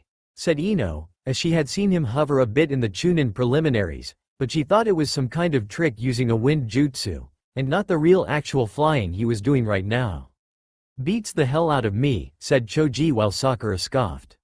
It doesn't matter, the baka is going to lose, said Sakura while the others looked at her with shocked eyes. How can you say that? He's your teammate, said Tenten, with Sakura waving her off. That gets into a lot of trouble and danger. He's not worth anyone's concern, said Sakura while Hinata glared at her. Would have done more if not for the coughing fit she went into. Hinata, we need to get you to a doctor, said Kurenai, as she saw her student fight and desired to stay. I'm fine. I just need to calm down, said Hinata, as she saw her Junin sensei nod, and yet was clearly keeping an eye on her. Get down here, coward. At least when Hinata-sama, for all her weak, pathetic life, had the courage to fight me and hold her ground against my attacks, said Neji, which made Naruto scowl at him, and descended to the ground with a loud boom. That shook the arena floor. Okay, I was just messing around to stretch my legs a bit, but because of that, I'm going to do what I said I would do, and kick your ass all over this arena, said Naruto while flaring his energy, and it kicked up some more dirt. Big talk from a failure. Just like Hinata-sama, said Neji while being forced to turn off his Byakugan. You seem confident in that statement, Hyuga Neji. We'll see how strong that conviction is when I leave your body broken on the ground, said Naruto, as he raised his power up even higher, was there 1 second, and then gone the next in the blink of an eye. Only to appear behind Neji, an arm around the Hyuga's neck, and driving his knee into the older boy's spine. The Hyuga tried to cry out in pain, but it was so intense that any sound that wanted to leave his mouth to signify his pain failed to do so, and could only stumble to the ground when released. He didn't have time to recover, as Naruto kicked him in the ribs, making Neji bounce heavily on the ground until hitting the arena wall below the stands.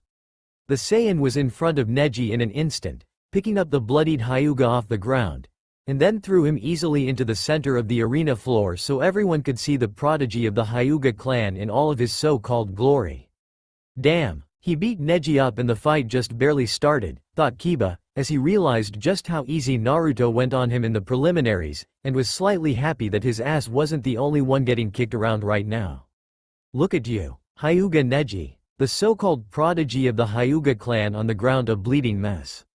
Last year, you were the Rookie of the Year at the academy, and yet for all your greatness, you look like helpless child, said Naruto while Neji spit out some blood from his mouth and staggered off the ground.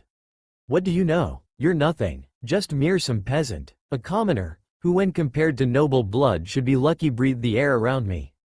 Hinata-sama is only fortunate enough to be in main family and be considered higher than I am in connection to our noble clan.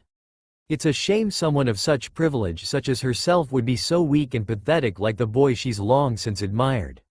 Of course, it's to be expected that such a weak and pathetic girl finds strength in another weak and pathetic boy. It's even more pathetic when the boy is just a lowly piece of trash not worthy of being a smear on the sandals of a noble's foot, said Neji, as he lashed out with his gentle fist style, and hit Naruto directly in the chest where his heart was located with all the chakra he had. For a moment, no one moved, breathed, or even blinked while many thought the fight was over. That Naruto had let his guard down and Neji got the final word along with the final hit to end the match. Hinata looked in horror at the sight of her crush being struck, the gentle mind she possessed picturing his heart struggling to live under the attack, but collapsed in the end, and exploding into tiny little pieces. Tenten was thinking the same thing, as she knew how deadly Neji could be with his clan style, and wondered what this guilty feeling was that now struck her heart. Was she feeling this because the training Neji asked for? Granted, it didn't really do much good for Neji, but the fact was that her teammate for a Hyuga had intended to make each strike lethal in of itself, and not rely on multiple shots to get the job done. Shame. He was kind of cute, thought Tamari, as she was hoping that after the invasion, he would captured, and be her slave, boyfriend with the possibility of getting a powerful bloodline out of the deal for Suna. I'm putting a bounty on the Hyuga's head when I get back to Mist. Dead or alive, and if he's before me alive, the Gaki won't be for long, thought Mei, as she might have found a future husband for herself after a few more years, and this stupid Hyuga ruined it.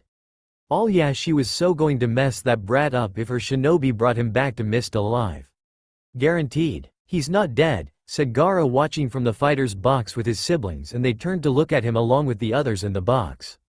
You sure, Gaara? I mean that gentle fist is not something you can walk away from, said Kankuro with Gaara turned his eyes, but not his head to look at him, and felt killer intent aimed in his direction. I'm sure, said Gaara while Kankuro began to sweat a little. How do you know that? Said Tamari curiously. Because he's like me, and people like us do not die so easily, said Gaara while turning his attention to Naruto and the memory of a few days ago came to his mind when in the hospital to finish off Rock Lee. Flashback Konoha Hospital 4 days ago. Rock Lee was unconscious. The sedatives used had to be practically strong enough to put a horse to sleep. Why? Because Lee had been abusing his body and training it to get stronger while he was still recovering from the serious damage Sabaku no Gaara put it through. At this moment in time, no one was with Lee, as Guy was either training with Naruto, or doing his own outrageous training that made many think he was nuts. However, that all changed when the bloodlust-filled presence of Sabaku no Gaara came into the room, his eyes looking at Rock Lee, and sand slowly coming out of his gourd. The intention of this visit? To finish what he started in the Chunin exam preliminaries and kill Rock Lee to further please his mother inside his head. Time to die, Rock Lee. Mother wants your blood and she will have it, said Gaara, as his sand got closer, and the growing anticipation of devouring the helpless genin knowing that his mother would be very pleased with the offering. No, your mother won't have it, said Naruto from behind Gaara, his right arm raised, the hand in open palm form, and energy forming into a ball ready to be sent at the Suna-born boy's red-haired skull. Do not get in my way. I won't let you do this to me a second time, said Gaara with his sand redirecting itself at Naruto, But the blonde let out a blast of his power that sent the sand flying against the wall, and leaving the red-haired boy defenseless. You don't have choice. If it were almost anyone else, I'd let you do it without a second thought, but it's not almost anyone else, and I happen to respect this one. His sensei is helping in training me for the exam finals. Besides, why would you kill him now? There is no honor in it, said Naruto with Gaara smirking at him while the sand came back to his gourd. This is not about honor. It's about killing, said Gaara coldly while once more making the sand redirect itself back to Lee once in his presence, but it was stopped when another connected to his shadow, and found it wouldn't budge. Troublesome. One of you being crazy is bad enough, but two of you is just worse, and I don't know which one between you is the greater idiot, said Shikamaru while holding Gaara and his sand in place with his shadow possession jutsu. Don't think too hard, Shikamaru. The lazy boy in you just might die, said Naruto with a smirk while Shikamaru groaned. Like I said before, you are troublesome, and so is your sense of humor, said Shikamaru while Gaara just scowled at the interference the two had brought. I will not be denied by either of you. I will kill this genin, then you too, and prove my existence, said Gaara before commanding more of his sand to converge on Lee much to Shikamaru's shock and surprise. He shouldn't be able to do that, thought Shikamaru while trying to figure out how Gaara did do that. That's almost as funny as it is stupid, said Naruto calmly while Gaara's sand suddenly stopped and the boy himself glared at him. Explain, said Gaara coldly. Simple. If you kill all three of us, how can you prove your existence? Who would you tell? Who would believe you? Said Naruto seeing Gaara's eyes narrow at him. My brother, sister, and sensei would believe me, said Gaara while Naruto scoffed. Family and sensei don't count. You want to kill us? Fine, but not here. Not here where it's quiet, no one's around to see, or tell anyone what you are going to do. The Chunin exam finals are almost here, where hundreds of people in Konoha and all over the world will be attending. Big shot clients and daimyos will be watching. They see you kill us, they'll spread your name throughout their lands, and tell their friends about you. They'll take you seriously. Fight us there, said Naruto with Gaara thinking his words over in his mind. Your words hold weight. There is truth in them, said Gaara before retracting his sand back into the gourd. Why would I lie to a fellow brother? Said Naruto lower his hand while seeing Gaara and Shikamaru looking at him with raised eyebrows. Brother? I have no brother outside of my older one, said Gaara while Naruto smirked at him. Not by blood. By burden, said Naruto with Gaara's eyes widening for a second. What is Naruto talking about? Thought Shikamaru while Gaara just stared at him for a second with unsure eyes. I hold number 1, said Gaara at last. And I hold number 9, said Naruto making Gaara's spine straighten noticeably. I see. It is no wonder you are able to make me understand your words so well. I will see you at the Chunin exam finals, said Gaara before vanishing in a swirl of sand, and a stunned Nara Shikamaru was now looking at him like he was missing something. Care to fill me in, you troublesome blonde? Said Shikamaru before Guy came in with a serious expression on his face, and it was clear the Chunin heard everything. Later. Much later. You have 5 minutes to see Lee before we do more training again, Guy-sensei. Don't wear weights this time. I want to fight you for the next 3 days without restraint on your end, said Naruto seeing Guy nod before dragging Shikamaru out of the room. End flashback. What, you mean he's like you? But, said Tamari in disbelief while Kankuro was shivering in fear at what that meant. Gaara was bad enough, but that was monster they knew, and this Naruto character had the strongest of them all without much intel on him. Yes. He will be my greatest victory, said Gaara while grinning a truly evil smile. You can let go now, Neji. You may look like a girl, but I don't swing that way, and never will for as long as I live, said Naruto finally while Neji looked at him in shock, knowing it shouldn't be possible for him to shrug off the attack like it was nothing. I am possible, said Neji in disbelief before crawling backwards away from Naruto. Hardly. Now. I do believe that you've had your fighting chance in trying to cause me at the very least a great deal of pain. At most, you tried to kill me, and in front of everyone here in a legal setting like you tried with Hinata in the preliminaries. You failed for a second time. Now, it's my turn, said Naruto before grinning an evil grin that spoke of the many things to come that would not be pretty for one Hyuga Neji. In an instant, Naruto was gone again, only to appear in front of Neji, his fist in the older boy's gut, the impact nearly turning the Hyuga's internal organs into paste, and was soon followed by another blow by the young Saiyan. Then more blows from Naruto to Neji at all possible angles, hitting the Hyuga prodigy hard and fast without mercy in front of shocked eyes. No one expected Neji to lose against the blonde or this badly despite the rumors of Naruto's change in appearance. They never expected that their poorly trained Kyuubi Jinchuriki would be winning against the Hyuga clan prodigy and last year's Rookie of the Year. One final fist to the face sent Neji skidding along the ground, as Naruto slowly walked over to the downed Hyuga, and had an orb of energy in his hand ready to blast the older boy to pieces. Neji could only stare at the bright light from the energy ball Naruto had just made and then up at the blonde to await the inevitable end of his life. This was not how Neji pictured things ending. Not by a long shot. The elders and Hiashi had greatly convinced him that Naruto would lose at his hands through the superior taijutsu that was Gentle Fist. But here he was, broken, bleeding, staring at his death and the man holding the pre-verbal scythe in his hand. So this is how it ends. And here I thought fate was on my side. I was wrong, thought Neji, as he saw Naruto looking at him for a few more seconds, and then cancel the attack before walking away. Call the match. I won, said Naruto while heading to the fighter's box. Winner of the first match is Uzumaki Naruto, said Genma while the medics rushed to Neji and bring him to the medical area. Naruto won, said Sakura in disbelief while many were thinking the same thing, but in a more positive line of thinking, and not with contempt either.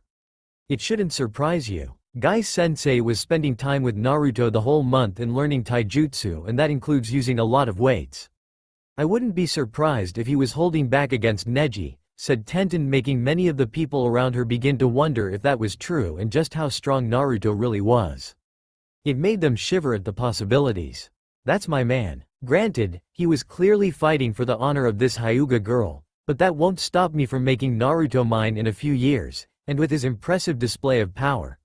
Thought Mei, as she got perverted things running around in her mind, and had to fight the blush that wanted to form. The boy is impressive, Hokage-sama. Where have you been keeping this one? Under a special lock and key perhaps? Said the case cage with curiosity.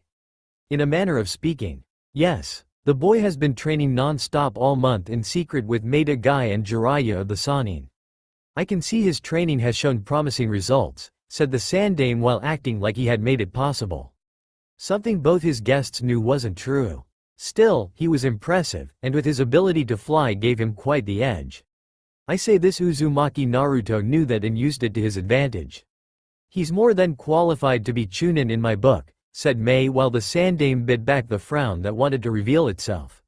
Maybe, though I think the boy has much to learn about being on time and not being so flashy with entrances, said the Sandaime while the Mizukage raised an eyebrow at him. Then I take it Uchiha Sasuke won't be promoted either? Said Mei while the Hokage mentally winced. Yes, he won't be promoted. Neither of them will be promoted due to tardiness, said the Hokage, knowing he could always promote Sasuke later using some other means or law Konoha possessed. Really? What a shame. I think Uzumaki Naruto would make a great Chunin, said Mei, seeing the Hokage scowl now and the case cage doing it too, though with lesser notice behind the veil. Next match is Uchiha Sasuke vs Sabaku no Gaara, said Genma, seeing Gaara appear moments later. But Sasuke was not around, and the case cage's youngest son hated to wait. It seems the Uchiha isn't going to show, said Mei while the Hokage and the case cage frowned. With all due respect, Hokage-sama, but perhaps we should just postpone Uchiha Sasuke's match with Gaara, and continue forward since we both want our best to fight each other for the benefit of the people, said the case cage, and it seemed like the Hokage was going to agree. Hell no, we are not postponing. Uchiha Sasuke knew when to show up for the Chunin exams like everybody else. He's not here. Just because he is the last of his clan does not mean the boy should get special privileges, said Mei while seeing the Hokage and the case cage look at her. I see the mist's contempt for bloodlines still lives in its new leader, said the case cage while Mei washed the entire cage booth in killer intent. How dare you? I hold no prejudice over bloodlines, for I have one myself, and yet I say no special privileges for the Uchiha. You either disqualify Uchiha Sasuke or I will make sure your daimyo will hear of my complaints on this matter, since the previous cages in any of the village never did such a thing, said Mei, with the Hokage and Kazekage both frowning at this since they both wanted Sasuke to be here for this. Disqualify the Uchiha, said the Sandame Hokage while the Kazekage was internally seething at the command the old fire shadow gave a nearby subordinate. Hokage-sama, my son will be most displeased by this, and it will hurt by not being able to fight Uchiha Sasuke, said the Kazekage while the Hokage sighed and the Mizukage just rolled her eyes. He can suck it up. From what I've heard, the boy isn't going to whine and bitch over the loss of not fighting one person, said Mei coldly to the Kazekage. They can't do this. Sasuke-kun is supposed to win. Not Naruto. Not this Sabaku no Gara baka, said Sakura, as she was in pure pissed-off fangirl mode, and everyone could see it from a mile away. Will Sabaku no Kankuro and Aburame Shino please come down? Your match is next, said Genma, seeing the puppet user looking uneasy at the moment. I forfeit, said Kankuro quickly while Shino and Naruto narrowed their eyes at him. Okay, winner by forfeit is Aburame Shino. Will Sabaku no Tamari and Nara Shikamaru come down? Your match is next, said Genma, with Tamari coming down via her fan in a graceful manner while Shikamaru began to think things over in terms of whether or not to simply forfeit. Troublesome. I have to fight another girl. Cammy must either hate me or is a woman. Or both. Maybe I should just play it safe and forfeit, Shikamaru thought. But just as the lazy genius was about to forfeit his match, Cammy threw a wrench in his plans, and it was the size of a sledgehammer. Nara Shikamaru. A female voice suddenly yelled out from the stands that spoke of authority that rivaled the Hokage in his prime that could make anyone freeze in fear. But only the lazy shadow user froze. He knew that voice all too well. It was the voice of the person he feared above all else. More than the Hokage in his prime and full of rage. Slowly, ever so slowly, the Shikamaru turned in the direction of the voice, and he was immediately frightened for his life. His mother, Nara Yoshino, was standing up with her evil frying pan, which had been dubbed the Emasculator by all the males of the Nara clan, in her firm pain-inflicting hands. Yoshino roared, Shikamaru Nara, don't you even so much as think of surrendering, or so help me, with Cammy as my witness. I will take you over my knee here and now, and spank your lazy ass so hard you won't be able to sit for a year. Shikamaru looked devastated and looked to his father, Shikaku Nara, for help in keeping his mother at bay.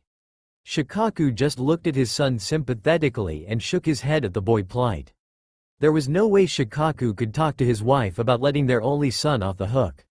Even if she did, Yoshino would make them both pay for it in the end, and the clan head didn't want to be left alone with his wife when that happened. If there was one thing all male Naras knew, it was that they may be very smart, but their wives and mothers were even smarter. A Nara male thinks about where to take a woman on the first date, the woman in question is already thinking about marrying them, and their need to have a child while using that child to keep their future husband in line. Sure, they let their husbands go out for a drink every so often, but they always check with their better half, and if they are so much as 5 minutes late? Bam! The incredible power of the Emasculator would set the Nara male it hit straight, knowing that woman, who was wielding it, was not only unhappy, but she was going to leave out the safety word when they coupled, and that there would be a lot of pain involved in those long hours. Lots and lots of pain from which there was no escape for the male Nara, tied down and gagged to prevent any brave soul from hearing the ear-piercing screams being let out. Defeated, Shikamaru began walking towards the stairs into the arena, mumbling all the while about troublesome women with evil frying pans, and how there was no way to defeat them. It just further proved to Nara Shikamaru that Cammy was a woman, and was doing this just to spite their lazy clan.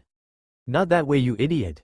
This is much faster, said Naruto, who wasn't going to wait for the Nara to slowly walk down the steps of the fighter's box, and threw the boy over the railing. Damn you, Naruto. You're just like my mother. Always being a pain in my ass, said Shikamaru, as he got off the ground and dusted himself off. Pain in your ass? I'll give you a pain in the ass, yelled Yoshino while Shikaku had to struggle to keep his wife in the stands and not win the match their son's opponent. Honey? Honey, stop. You can get him later, said Shikaku, knowing his wife would get him later too, but it would be worth it to see his son advance in rank, and make Yoshino's mood lighten knowing Shikamaru was growing up. Fine. But his ass will be mine when this is all over, yelled with all the female fury that being a mother to such a lazy son could produce. Yes, honey. I know. Until then just keep calm and think happy thoughts. Happy thoughts only, said Shikaku, seeing his wife struggle to bring her temper in check. Wow, I almost feel sorry for you, said Tamari, smirking with her fan at the ready. Really? Said Shikamaru in a lazy tone that didn't believe the smirking woman in front of him. I almost feel sorry for you, said Tamari, as she saw Shikamaru mumble and look at her with no real interest in his eyes. Ready? Fight, said Genma before leaping back to give the two space. Troublesome, thought Shikamaru, as he saw that same evil glint in Temari's eyes that his mother had, and found the similarities to be very disturbing. Maybe Tamari was his cousin or something on his mom's side of the family. Or was it just how all women looked at him when they wanted to inflict bodily harm? That's all for now. If you enjoy this video, then please like, share and do comments.